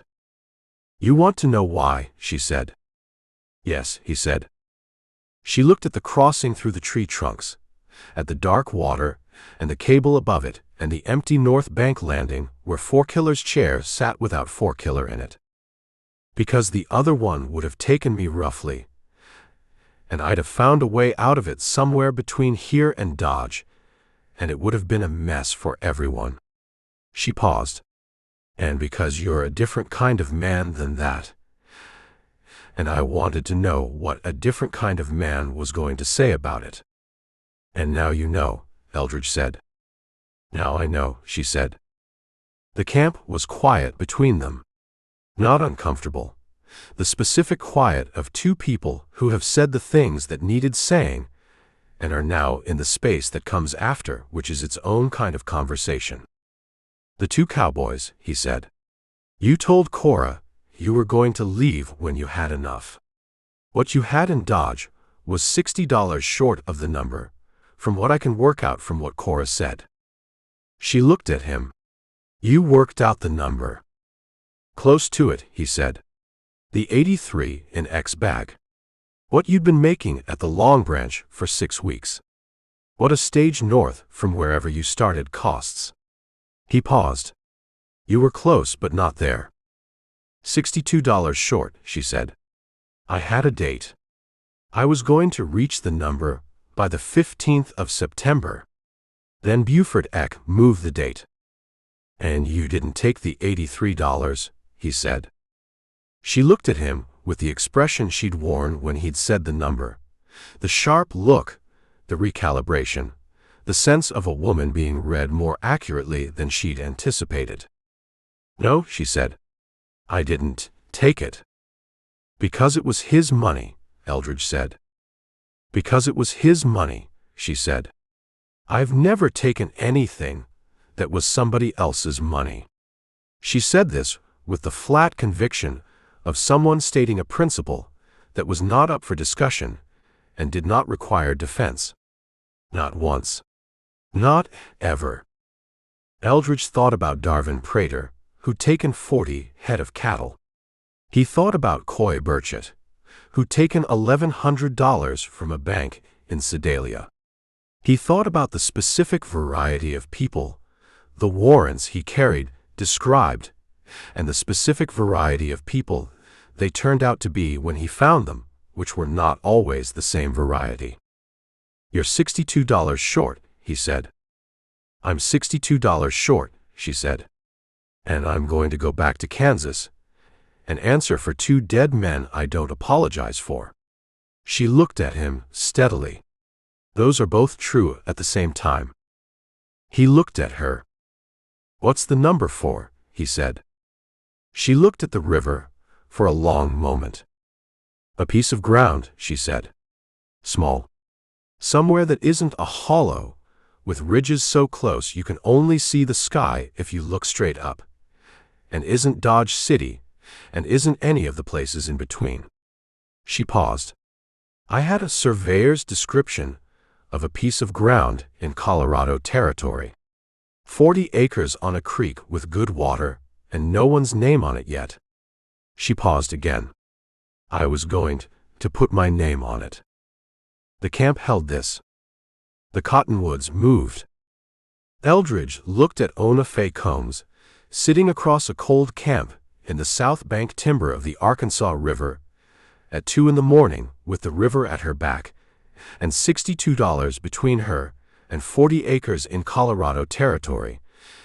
And he thought about the chair beside the door, and the hook with nothing on it, and the regular step on the stairs at the Long Branch. And he thought about what Cora Bowen had said, so that when you find her, you know what you're bringing her back to answer for. He knew what he was bringing her back to answer for. He also knew what he was bringing her back from. "Get some sleep," he said. "We'll deal with Delbert Forkiller in the morning." She looked at him for a moment, the full, level, assessing look that she'd brought to everything since she'd come into the camp. "You're not going to tie my hands," she said. "No," he said. "Or hobble my horse," she said. "No," he said. She looked at him. "Why not?" she said. "Because you came to me," he said. "You watched me for 2 days, and you came to me. Whatever that means, it means something. And tying your hands would be an argument against what it means." She looked at the river for a moment, and then looked back at him. "All right," she said. She lay down on the ground with her coat folded under her head, and was still, and the river ran, and Eldridge sat against his cottonwood, and watched the timber to the west and the east, and listened to the territory night arrange itself around 2 people who had said what needed saying, and were now waiting for morning to bring what morning was going to bring. Which was Delbert Forkiller. Which was the problem the night hadn't solved, and the morning was going to have to. He listened to Ona Faye's breathing change as she went from wakefulness to sleep, the transition happening in the specific way it happened with people who were tired enough. Not gradually, but in a single crossing, one breath different from the last, the rhythm of it finding the deeper pace of sleep and settling. She slept. He watched the timber and listened to the river and did not sleep, because sleeping was what you did when you could afford it, and tonight he couldn't afford it. And the morning and what it required was 4 hours away, and moving toward him at the rate that mornings moved, which was steady and indifferent and not subject to negotiation. He watched the dark. The river ran. Chapter 4. Dawn in the territory came through the cottonwoods in layers. First, a general lightening of the dark that wasn't light yet, but was the dark becoming less committed to itself. The black between the tree trunks going to gray, and the gray going to the specific pale color that pre-dawn put on water and on the undersides of leaves. Then the birds starting, not all at once but in sequence, each species arriving at its morning at its own time, the first ones tentative and then more, the sound building from individual voices into the continuous presence of a river bottom waking up. Then the light itself, coming from the east through the timber at a low angle, that made long shadows of the cottonwood trunks across the ground, and caught the river, and turned it briefly to something that looked like hammered copper before the angle changed and it became a river again. Ona Faye was awake before the light. She was sitting up with her coat across her knees when the first gray came through the trees, and she was looking at the river with the expression of someone watching something they'd been watching for a long time and hadn't finished watching. Eldridge had been awake all night. He'd sat against his cottonwood and let the territory night pass around him and had not slept, and he was tired in the specific way of a man who'd made a decision about a night and was now on the other side of it with the decision made and the tiredness its honest cost. He looked at Ona Faye, looking at the river. She didn't look at him, and didn't speak, and he didn't speak, and they held the pre-dawn camp between them in the silence of two people who had said what mattered the night before, and were now in the early morning of the day that followed it, which was its own kind of weather. After a while she stood and walked to the river's edge, and crouched, and cupped water in her hands and washed her face. She did this with her back to the camp, and to Eldridge, the specific trust of a person who had made a decision about a person, and had decided that the decision was sound. He went to the roan, and checked her water. The horse had been picketed on the long rope in the grass near the bank, and had drunk during the night, and was standing in the early morning with her ears up and her attention on the river, the alert, forward quality of a horse that had rested and was ready. He checked the cinch and loosened it, and let her graze a while longer, and went back to the camp. Ona Faye was there with the small fire she'd built in the time he'd been at the horse. Not his fire, her fire, built in a different spot than his cold camp, close to the river where the damp ground would contain it, with a coffee pot he hadn't seen before set over it on two green sticks in the practiced way of a person who made fires and made coffee over them regularly, and had reduced the process to its minimum. He looked at the fire and looked at her. "My kit," she said. "East timber. I'll need to collect it when we're done here." He sat on the ground on the campsite of the fire and looked at the river and at the north bank where the landing sat in the early light with the ferry tied to it and the chair empty. Fourkiller's chair. In 2 hours, maybe 3, Fourkiller would come across the river on his morning business and find what the morning had arranged on the south bank, which was not what Sunday night's arrangement had prepared him to find. The coffee boiled, and Ona Faye poured it into 2 cups she produced from her kit, tin cups, good ones, not the standard issue, and handed him one and sat across the fire with her own. She drank her coffee and looked at the fire. He drank his and looked at the north bank. "Delbert will come across at 8, she said. "He's done it the same time, every morning for 12 years. 8 o'clock, north bank check, see if anyone's waiting to cross." She paused. "He'll see my horse." "I know it," Eldridge said. "He's going to be," she stopped. Looked at her cup. "He's not going to understand it immediately. That I came to you." She said this with a certain care, in the way of a person navigating language that had a great deal underneath it. "He's going to think you found me." "Does it matter what he thinks?" Eldridge said. She looked up from the cup. "It matters to me what he thinks," she said. "I need you to understand that before he comes across." Eldridge looked at her. "Tell me about Delbert Fourkiller," he said. She looked at the river, and what went across her face when she looked at it was complex enough that he didn't try to name it. The face of a person looking at something that had more than one nature, and being honest about not resolving the natures into a single one. "I came through this crossing in April," she said, "on my way north to Wichita, and then to Dodge. I'd been in the territory since December, working in Tishomingo, then down in the Choctaw country for a while. I had money, but not enough, and I was going north to make more. She drank her coffee. Delbert took me across. He didn't charge me. Why not? Eldridge said. He said he didn't charge women traveling alone who looked like they'd been traveling a long time, she said. That's what he said. She paused. What he meant was something else, which I didn't understand until I came back through in June. What happened in June? Eldridge said. I came back through going south. I'd been in Dodge 5 weeks, and I had most of the number, and I wanted to see. She stopped.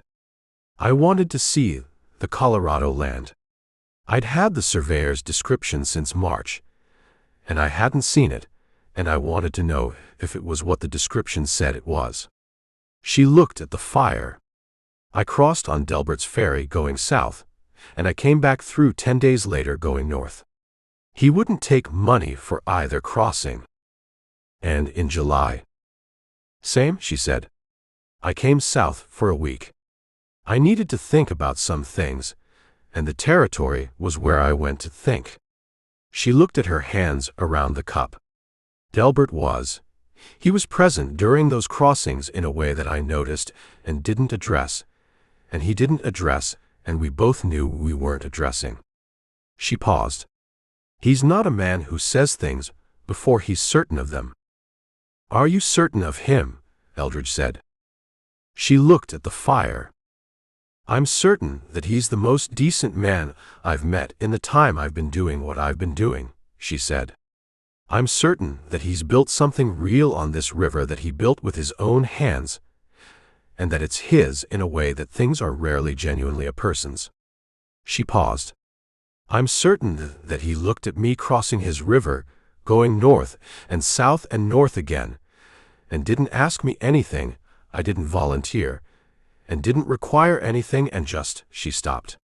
Just made sure the crossing was good. Made sure I got across. She stopped again, and looked at the river and the empty chair on the north bank. I'm not certain about the rest of it, she said. I was going to come back here after Colorado. After I had the land, and my name was on it. I was going to come back and see what the rest of it was. She looked at her cup. Sunday night moved that. You were $62 short, Eldridge said. And you left X money. I left his money, she said. Colorado's still there, Eldridge said. The land. She looked at him with the sharp look again. What I'm looking at, Eldridge said carefully, is a 2-count murder warrant out of Ford County, Kansas. What a Ford County jury does with a 2-count murder charge involving 2 men with the specific histories of Buford Eck and Lyle Toomey is not something I can predict. She looked at him for a long moment. You're not making me a promise. I'm not making you anything, Eldridge said. I'm telling you what I see. A jury hears from Cora Bowen and hears about Buford Eck's 2 jail stays in 3 days, and what they do with what they hear is their business. Not mine. She looked at the fire. Ford County, she said. Dodge City. The men on that jury will have bought rounds for Buford Eck, she said. That's not pessimism. That's arithmetic. Maybe, Eldridge said. Maybe not. Eck had a reputation for what he was. Reputations get hurt. She said nothing. He drank his coffee and let the morning build itself around them, the bird sound increasing and the light strengthening, and the river going from hammered copper back to itself, brown and wide, and running with the authority it had been running with since before anyone living had been alive to hear it. Delbert is going to bring a shotgun, she said. Not an opening for a conversation. A statement of fact being put on the table so that the table had it. I expect so, Eldridge said. He's not a violent man, she said. He's never raised a hand to anyone in the 12 years he's been on this river. He's a man the Cherokee Light Horse Station sends people to when there's a dispute at the crossing, because he settles things without raising anything." She paused. "But he'll bring a shotgun." "I know it," Eldridge said. "And you're going to do what?" she said. "I'm going to talk to him," Eldridge said. She looked at him with the level, full attention she'd brought to everything since she'd come into the camp. "That's all," she said. "That's all I've got," he said. "I'm not going to pull iron on Delbert Fourkiller on his own river in Cherokee Nation jurisdiction. I don't have the standing for it, and I don't have the inclination for it." She looked at him. "You could have taken me in the night," she said. "You could have had me across the river and north before he came out of his house this morning." "I could have," Eldridge said. "Why didn't you?" she said. He looked at the north bank, at the chair, at the cable running over the wide brown current. "Because you came to me," he said, "and because you told me what you told me. And I believed it, and it deserved something better than getting across the river before the man who's been making sure your crossings were good had a chance to know what was happening." He paused. "I don't know if that's the right call. It might cost me the morning, but it's the call I made." She looked at him for a long time. "You're a strange man for this line of work," she said, not unkindly, as observation. "I've been told that," he said. She drank the last of her coffee and set the cup down and looked at the river. And the look she gave it now was different from the look she'd given it before. More resolved, he thought, though resolved toward what he couldn't fully say. Fourkiller came across at 8. He came without the ferry. He came in a flat-bottomed skiff that he pulled across the current from the north bank, which was faster than the ferry and more maneuverable, and which said that he'd seen what was on the south bank from the north landing before he crossed, and had decided that a skiff was what this morning required. He ran the skiff up onto the mud below the bank, and stepped out and pulled it up by the bow in one motion, and stood on the bank and looked at the camp, the fire, the two cups, the two people sitting beside it, with the dark, clear, distance-trained eyes and the expression that had no readable surface. He was wearing a canvas coat over work clothes, and his hat and the badge, and under the canvas coat, Eldridge could see from the specific way the coat hung on the left side, was a shotgun on a shortened sling. Fourkiller looked at Ona Faye. The look he gave her was private. Not private in the sense of excluding Eldridge from the room, because they were outside and there was no room, but private in the sense of being between two people and not pretending otherwise. He looked at her the way a man looked at something he'd been watching over for a long time and had just discovered the watching had not been sufficient. And the discovering of it was not anger, but a more specific and more interior response to the understanding that the thing you'd been watching over was its own thing and not yours to watch over, which was a thing a man could know and still feel the surprise of when it arrived in its specific form. Ona Faye looked back at him. "Delbert," she said. "You came to him," Fourkiller said. "Not an accusation. Just the fact of it, needing to be said aloud and confirmed." "Yes," she said. Fourkiller looked at her for another moment, and then he looked at Eldridge. The assessment he made of Eldridge was thorough and unhurried, and had the quality of all his assessments, a man looking at the full truth of a thing rather than the convenient part of it. "You didn't take her in the night," he said to Eldridge. "No," Eldridge said. "Why not?" Fourkiller said. "She came to me," Eldridge said. "That changes the character of the situation." Fourkiller looked at him steadily. "You're going to take her north," he said. "Not a question." "Yes," Eldridge said. "On a Kansas warrant," Fourkiller said. "For 2 dead men." "On a Kansas warrant," Eldridge said. "For 2 dead men." Fourkiller looked at the fire between them, and looked at the cups and looked at the river. He turned and looked at the north bank, his landing, his chair, his ferry, and then turned back. "I know what those men were," Fourkiller said. He said it to Eldridge, but it was also said to the morning, and to the river, and to the specific set of facts that made up the situation, which he was clearly in the process of accounting for in his particular way, which was the way of a man who processed things completely rather than conveniently. "She told me about Dodge City in July. Not what happened Sunday. What Dodge City was." He paused. "I know what Buford X's name meant in this part of the territory." "I know you do," Eldridge said. "And you're still taking her north." "I'm still taking her north," Eldridge said. "That's the warrant, and those are the terms, and I won't tell you something different to make the morning go easier." Fourkiller looked at him with the dark eyes. "I respect that," he said.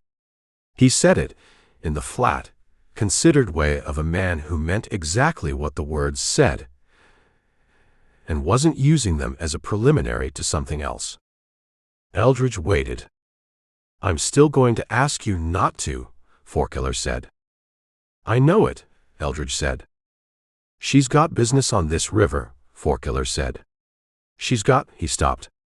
He looked at Ona Faye with the private look, and then looked back at Eldridge, and what he was managing in his face was considerable, and he managed it with the composure of a man who had built 12 years of composure on this crossing and had access to it, even when what was happening was the kind of thing that put composure to its hardest test.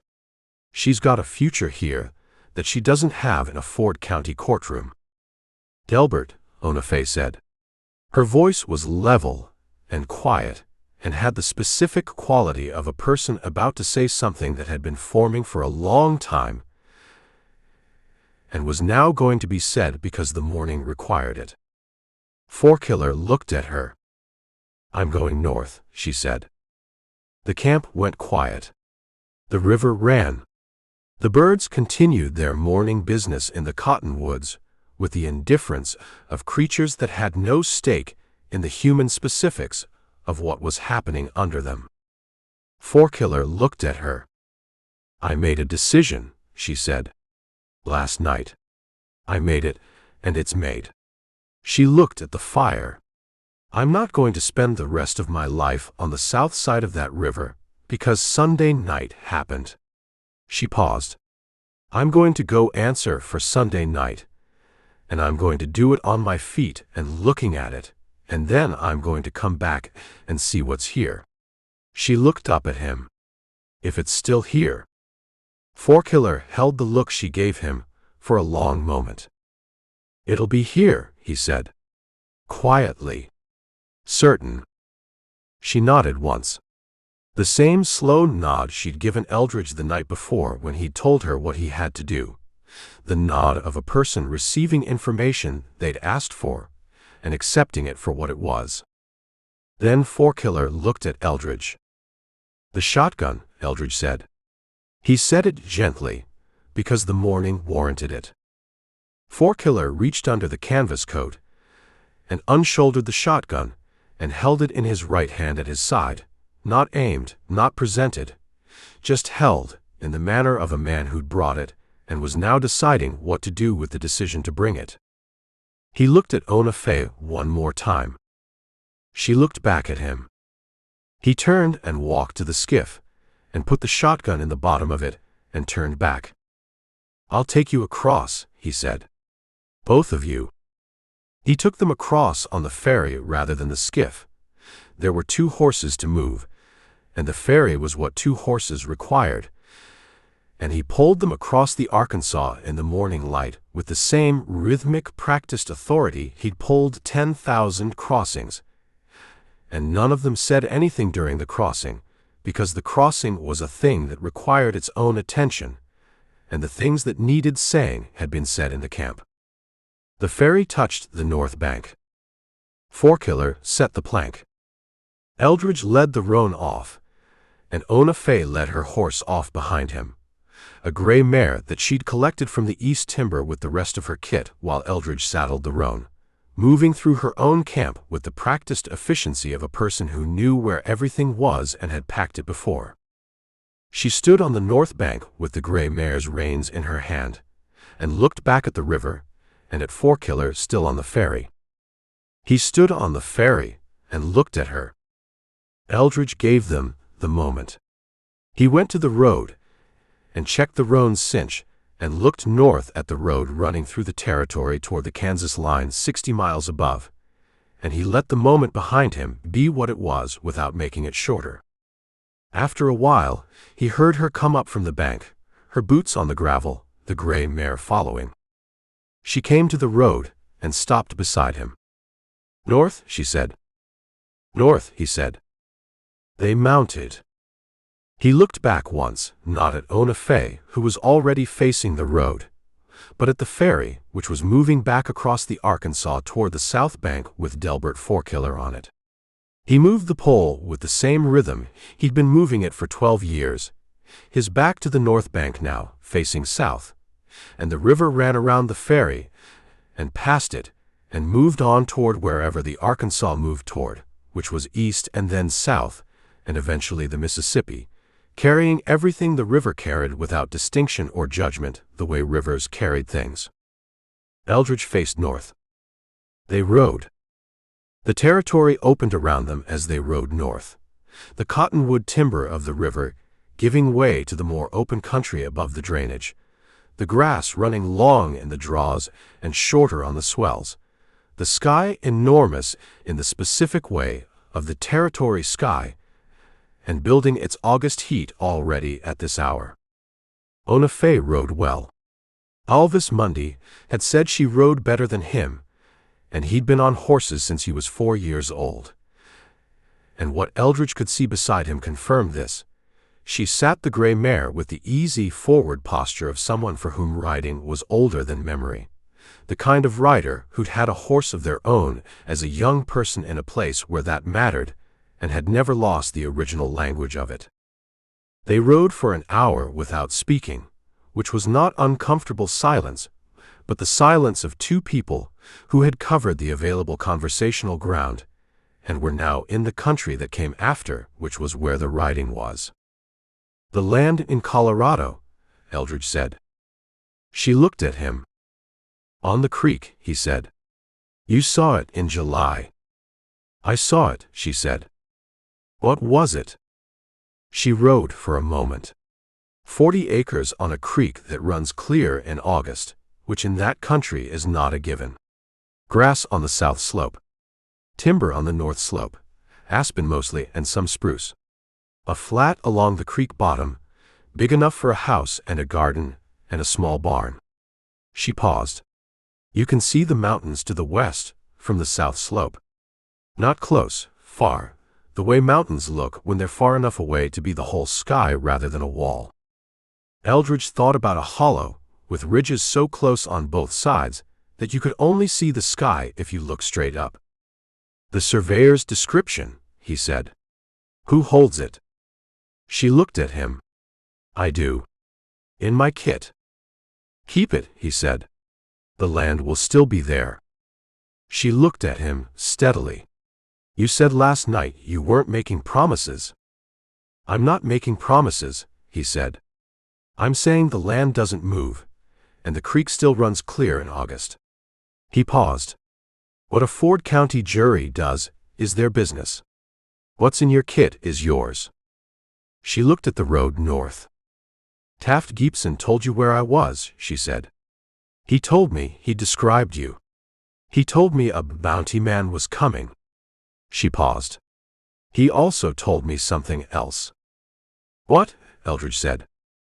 "He said you were a man who read situations the way situations needed to be read, rather than the way warrants described them." She looked at him. "He said you were a man worth talking to." Eldridge thought about Taft Gibson, in the cottonwood shade at the Cimarron, sharing information with a Cherokee citizen about a situation developing in his vicinity. "Taft Gibson is a man with opinions," Eldridge said. "He's a man with accurate ones," she said. They rode north through the morning heat, the territory giving them the full weight of August without apology, the road rising slightly as it moved away from the river drainage and flattened onto the open grass country above it. The horses moved well together, the roan and the gray finding their mutual rhythm, as horses did when they were ridden by riders who weren't competing, and the miles came off behind them steadily. Somewhere ahead, 60 miles north, was the Kansas line. Somewhere past that was Dodge City and Denny Chalk and a Ford County warrant for 2-count murder and whatever a Ford County jury did with Buford X history and Lyle Toomey's, and a back room in the Larimer Hotel with a chair beside the door and a hook on the back of the door with nothing hanging on it. Ona Faye rode beside him and said nothing further, which was not withdrawal. It was the quiet of a person who had made a decision and had said what there was to say about it, and was now in the space that the decision had made, which was the road north and the territory opening around them, and the August sky doing what August skies did, which was commit to their own enormity and leave the people underneath them to work out the rest. Eldridge rode and watched the road and the country beside it, the habit of 20 years operating at its steady automatic level. And behind him, the Arkansas was where it had always been, running east toward the Mississippi with everything it carried. And on its south bank, Delbert Forkiller was where he'd always been, in his chair on his landing, watching the river cross. He didn't look back. The road north required watching.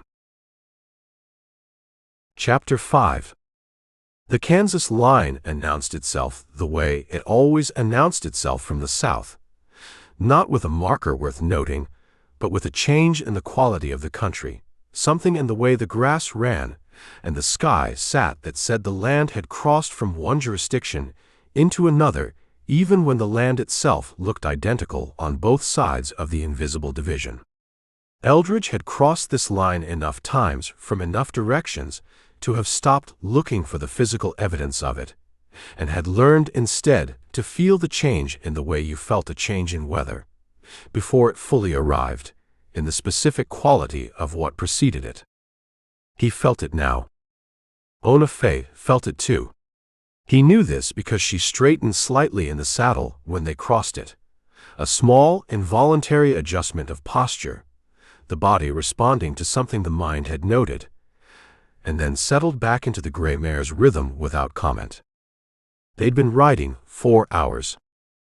Neither of them had spoken since the exchange about the Colorado land, which had been 90 minutes south of where they now were, and the silence between them had changed character as the territory fell away behind them and Kansas came on. In the territory, the silence had been the silence of two people in a specific place, together with the specific facts of that place around them: the river, the timber, the crossing, the man on the landing. North of the line, the silence was the silence of a changed situation.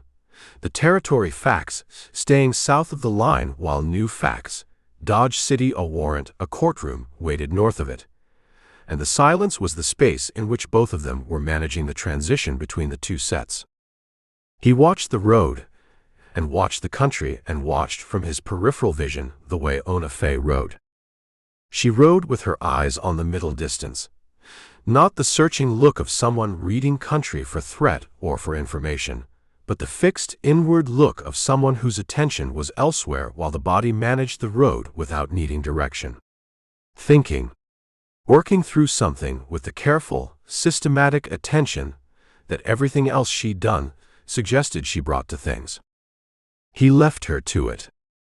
They stopped at noon at a creek that crossed the road in a trickle, and would have been a reasonable creek in a wetter month, and watered the horses from the standing pools in the creek bed and ate what they had: his dried beef, her cornbread from a tin in her saddlebag, which she offered and he took without ceremony. And they sat on the creek bank in the shade of the single cottonwood that the creek supported in its dwindled August state. The horses drank and grazed on the creek bank grass.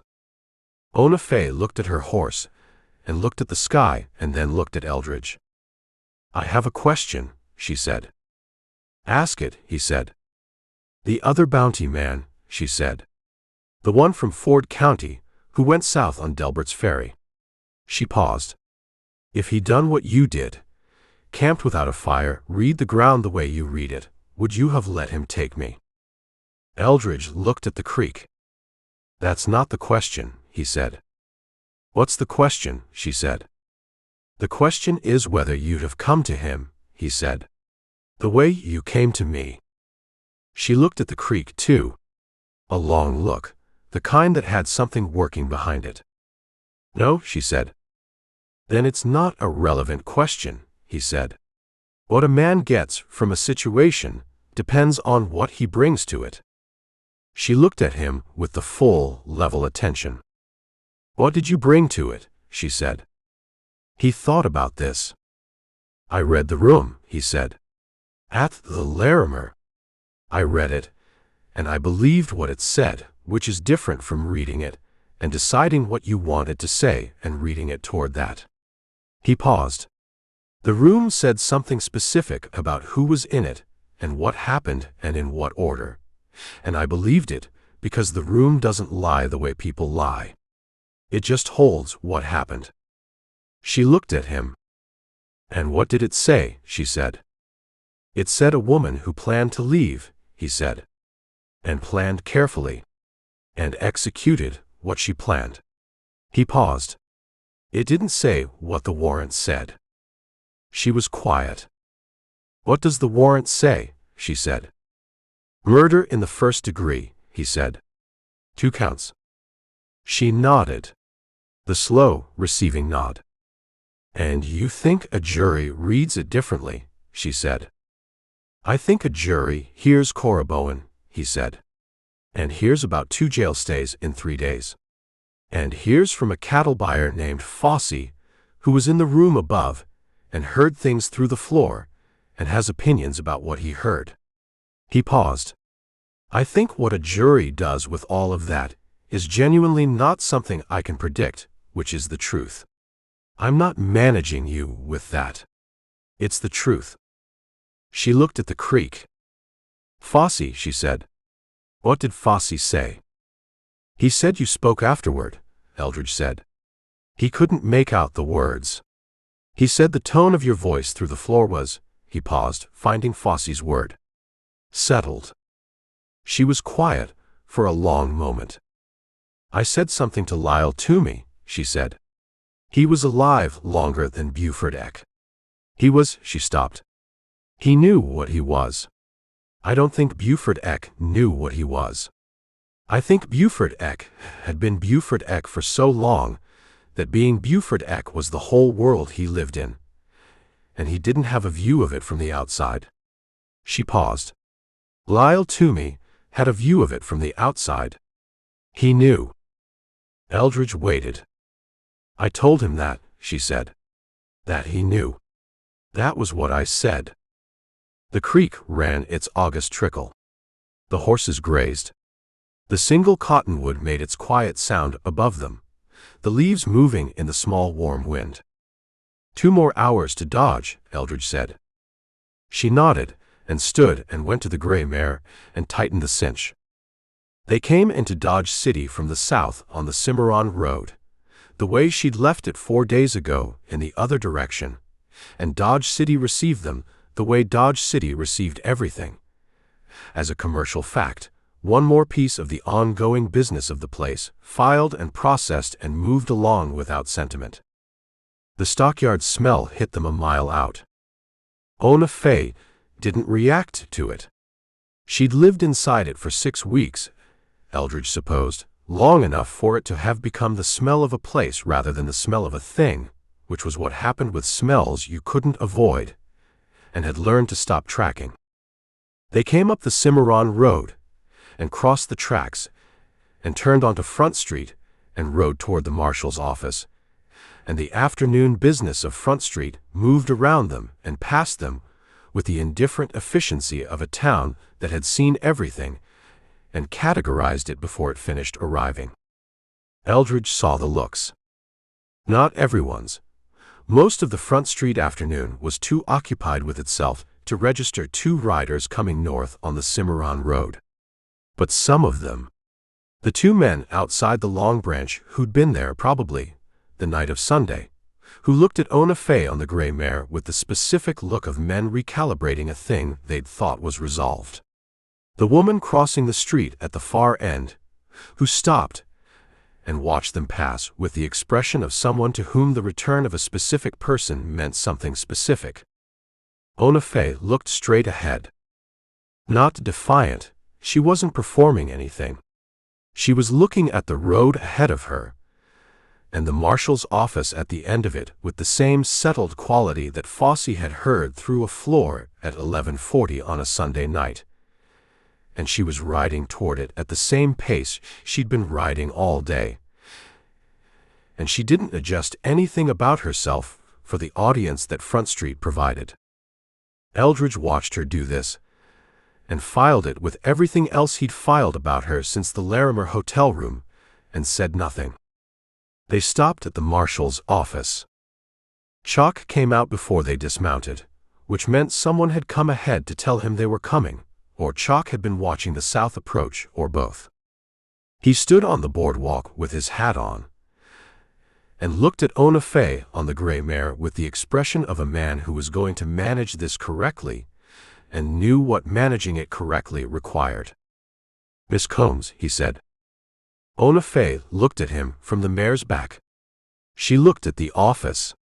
She looked at the boardwalk, and the street, and the general geography of the situation she'd ridden into. Then she got down from the mare. She got down the way she did everything, without performance, without hurry, with the easy physical competence of a person who'd been doing things with their body their whole life and didn't narrate the doing of them. She tied the gray mare to the hitching post and straightened and looked at Chalk. "Marshal," she said. Chalk looked at Eldridge. "Any trouble?"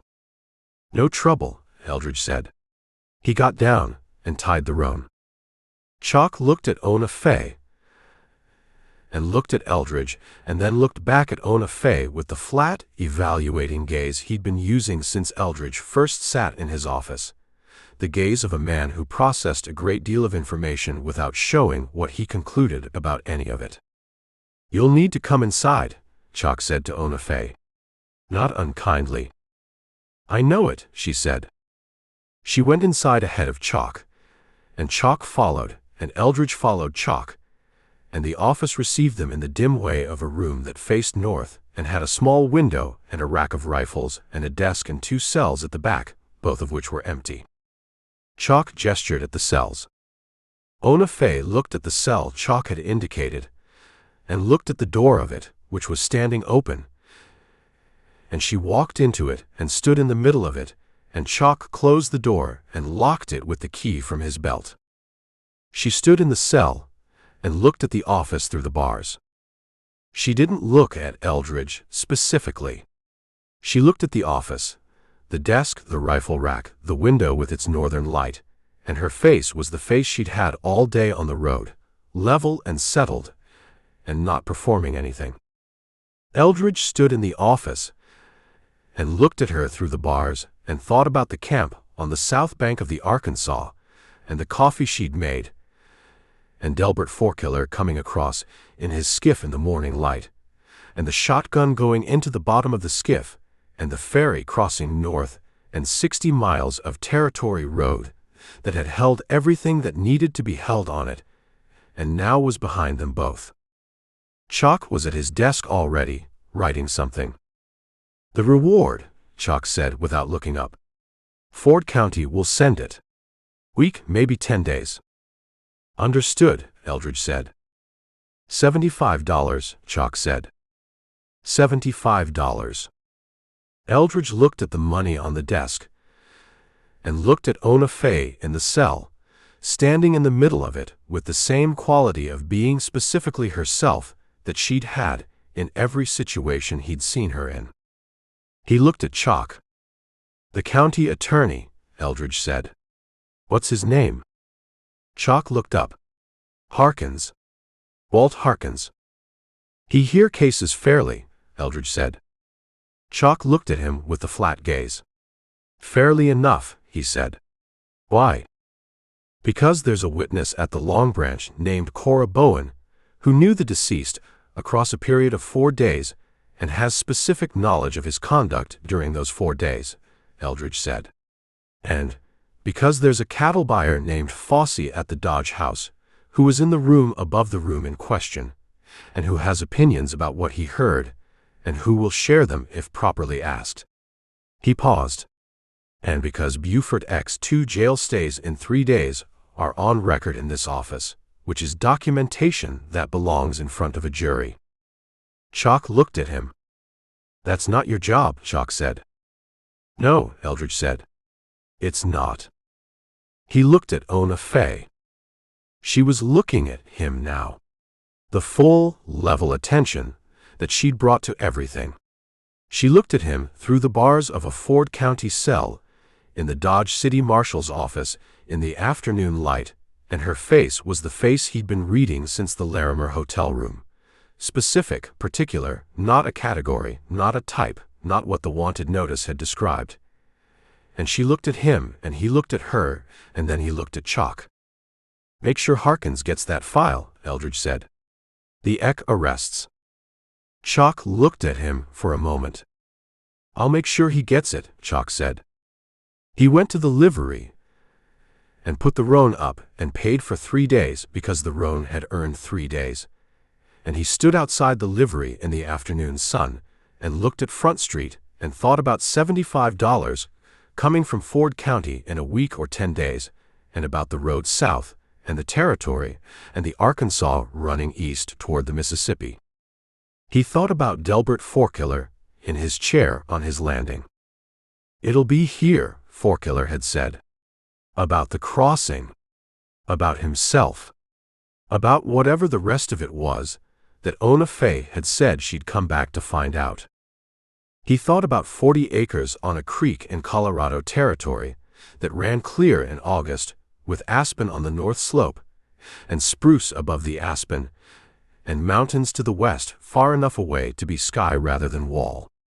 A surveyor's description, in a tin, in a saddlebag. A name that wasn't on a piece of ground yet. He walked to the Dodge house. The Dodge house dining room served a meal at 5 o'clock that was the best meal available in Dodge City, which was not a standard that required exceptional effort to meet, but that the Dodge house met anyway. And Eldridge sat at a table by the window and ate it, beef, which in Dodge City was always the honest choice, and bread and potatoes and coffee, and looked at Front Street through the window in the early evening light. The street did what it did. Wagons. Men. The percussion of commerce, moving through its afternoon into its evening, the saloons beginning to collect their trade, the hotels filling their registers.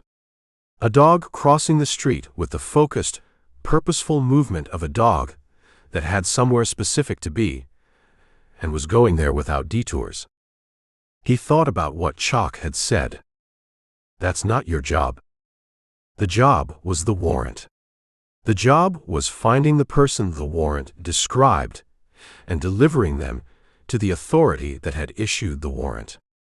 That was the beginning and the end of the job, and everything outside those edges was, as Chalk had correctly observed, not his job. He told Merle Tackett he'd find Darvin Prater, and he'd found Darvin Prater. He told Denny Ford, without telling him, that he'd bring Coy Burchett back across the Merrimack, and he'd brought him back.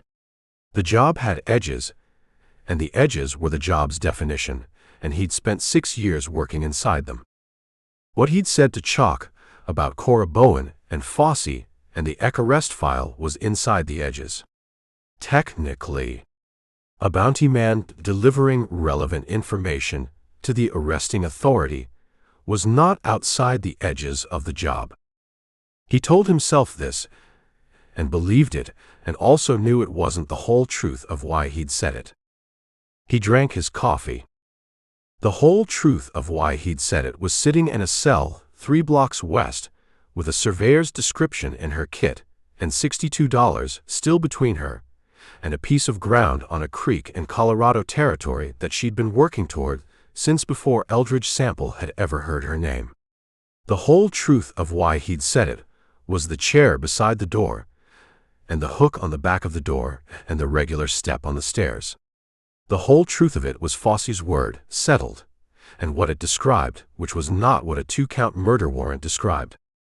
The whole truth was that he'd ridden the quietest day of his career north from the Arkansas River to Dodge City beside a woman who sat a gray mare better than anyone he'd ridden beside in 20 years of riding next to people, and who had looked at the road ahead of her when they came up Front Street and hadn't adjusted anything about herself for the audience, and who had walked into a Ford County cell in the marshal's office and stood in the middle of it without looking for the edges of it, and had looked at him through the bars with the same full, level, unperforming attention she'd brought to every other thing since she'd walked into his camp on the south bank of the Arkansas at 2 in the morning and sat down across from his non-existent fire.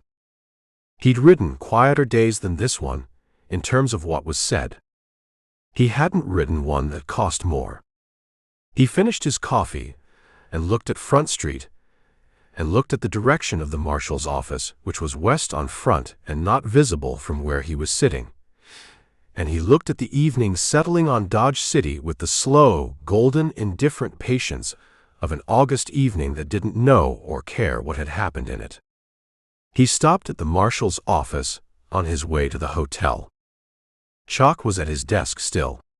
The office had 2 lamps burning now, one on the desk and one on the wall beside the cell block, and the cells at the back were lit by the wall lamp's indirect light, which was dim and adequate.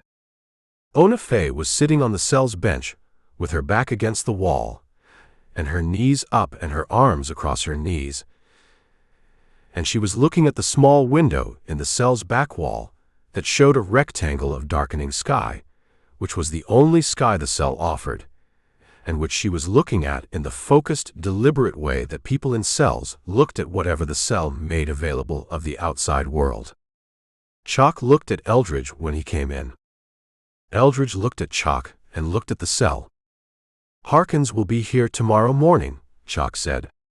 "I sent word." "Good," Eldridge said. He looked at Ona Faye. She hadn't looked at him when he came in. She was looking at the rectangle of sky in the back wall window, watching it go from the day's last blue to the early evening dark, the color changing in the cell's window the way it changed outside, steadily and without marking its own passage. "Miss Combs," Eldridge said. She looked at him. He looked at her through the bars. There was nothing left to say that hadn't been said on the south bank of the Arkansas, or on the road north, or in Chalk's office this afternoon. And he knew this, and she knew it. And the knowing of it was in the specific quality of the look she gave him, which had all of her in it, and none of the performance of anything else. "The surveyor's description," he said. "It's in your kit." "It's in my kit," she said. Chalk put my kit in the corner. She looked at the corner where her saddlebags sat against the office wall, outside the cell. "He let me keep the coffee things." "Good," Eldridge said. She looked at him. "Colorado's still there," he said. She looked at him for a moment, and then she looked at the rectangle of darkening sky in the back wall window, and the look she gave it was different from the look she'd been giving it when he came in. Something in it had changed, some quality of the looking, and he didn't try to name what had changed, but he saw it change. "Good night, Mr. Sample," she said. To the window. "Good night," he said. He looked at her one more time, and then he turned and went out into Front Street. The night was warm, and the stockyard smell was what it was, and the saloons were doing their evening business, and the stars were coming out over Kansas in the particular profusion that clear August nights produced. And Eldridge Sample stood on the boardwalk outside the Dodge City Marshal's office and looked at Front Street and let the day settle into whatever shape it was going to settle into. It was going to settle hard. He knew this the way you knew the things you couldn't think your way out of. Not because thinking failed, but because some things were past the thinking, in the country on the other side of it where you just held what you held and moved on. He'd done the job. Ona Faye Combs was in a Ford County cell with a surveyor's description in her kit and the rectangle of an August Kansas sky in her window. And Walt Harkins, the Ford County attorney, was coming in the morning. And Cora Bowen was 3 blocks west at the Long Branch and knew what she knew. And the Eck arrest file was in Chalk's desk, and Chalk had said he'd make sure Harkins got it. The rest of it was not his job. He walked east on Front Street toward the hotel, past the Long Branch with its evening noise coming through the doors, past the dry goods store gone dark, past the cattle broker offices with their lamps burning late over the numbers that cattle country ran on. And the night moved around him with the particular quality of a Dodge City night in August, which was warm and commercial, and had no interest in the specific weight a man carried through it. He carried his. The hotel was at the east end of Front Street, and he went in and up to the room he'd had since he arrived 3 days ago, and sat on the edge of the bed in the dark without lighting the lamp, and looked at the window. The rectangle of sky in the window showed him the same stars that Ona Faye's cell window showed her, 3 blocks west, the same August profusion, the same enormous Kansas sky doing what it did over everyone underneath it, regardless of which side of a set of bars they were on. He sat and looked at the window. He thought about 40 acres on a creek in Colorado Territory, with mountains to the west far enough away to be sky rather than wall, and about a hollow in the Appalachian Mountains with ridges so close on both sides that you could only see the sky if you looked straight up, and about the specific distance between those two geographies and what a person crossed to get from one to the other. He thought about Delbert Forkiller in his chair on his landing watching the South Bank. It'll be here. He lay back on the bed with his boots on and looked at the ceiling and let the night move past him the way nights moved, steadily and without marking their own passage. And after a while, the steadiness of it and the warmth of it and the 3 days of hard riding before it did what those things did when a man lay still long enough to let them. He slept. Outside, Front Street ran its night. The Arkansas ran its current 50 miles south in the dark, carrying what it carried east toward the Mississippi without distinction. The stars moved over Kansas in the slow rotation that stars performed over everything, indifferent and exact. And in a cell in the Dodge City Marshal's office, a woman with a surveyor's description in her kit and $62 between her and a piece of ground that was still there looked at a rectangle of sky in a back wall window and watched what it showed her. The end. Perilous. Fleece Trail. Good Man. By hook or crook. 2 Bad Men. Blood Trail. Sweetwater Trail. Cascades. Marfa. Mesa. High Divide. Sierra Trail. High Ground. Widows and Orphans. Red River Rock. Ambush Range.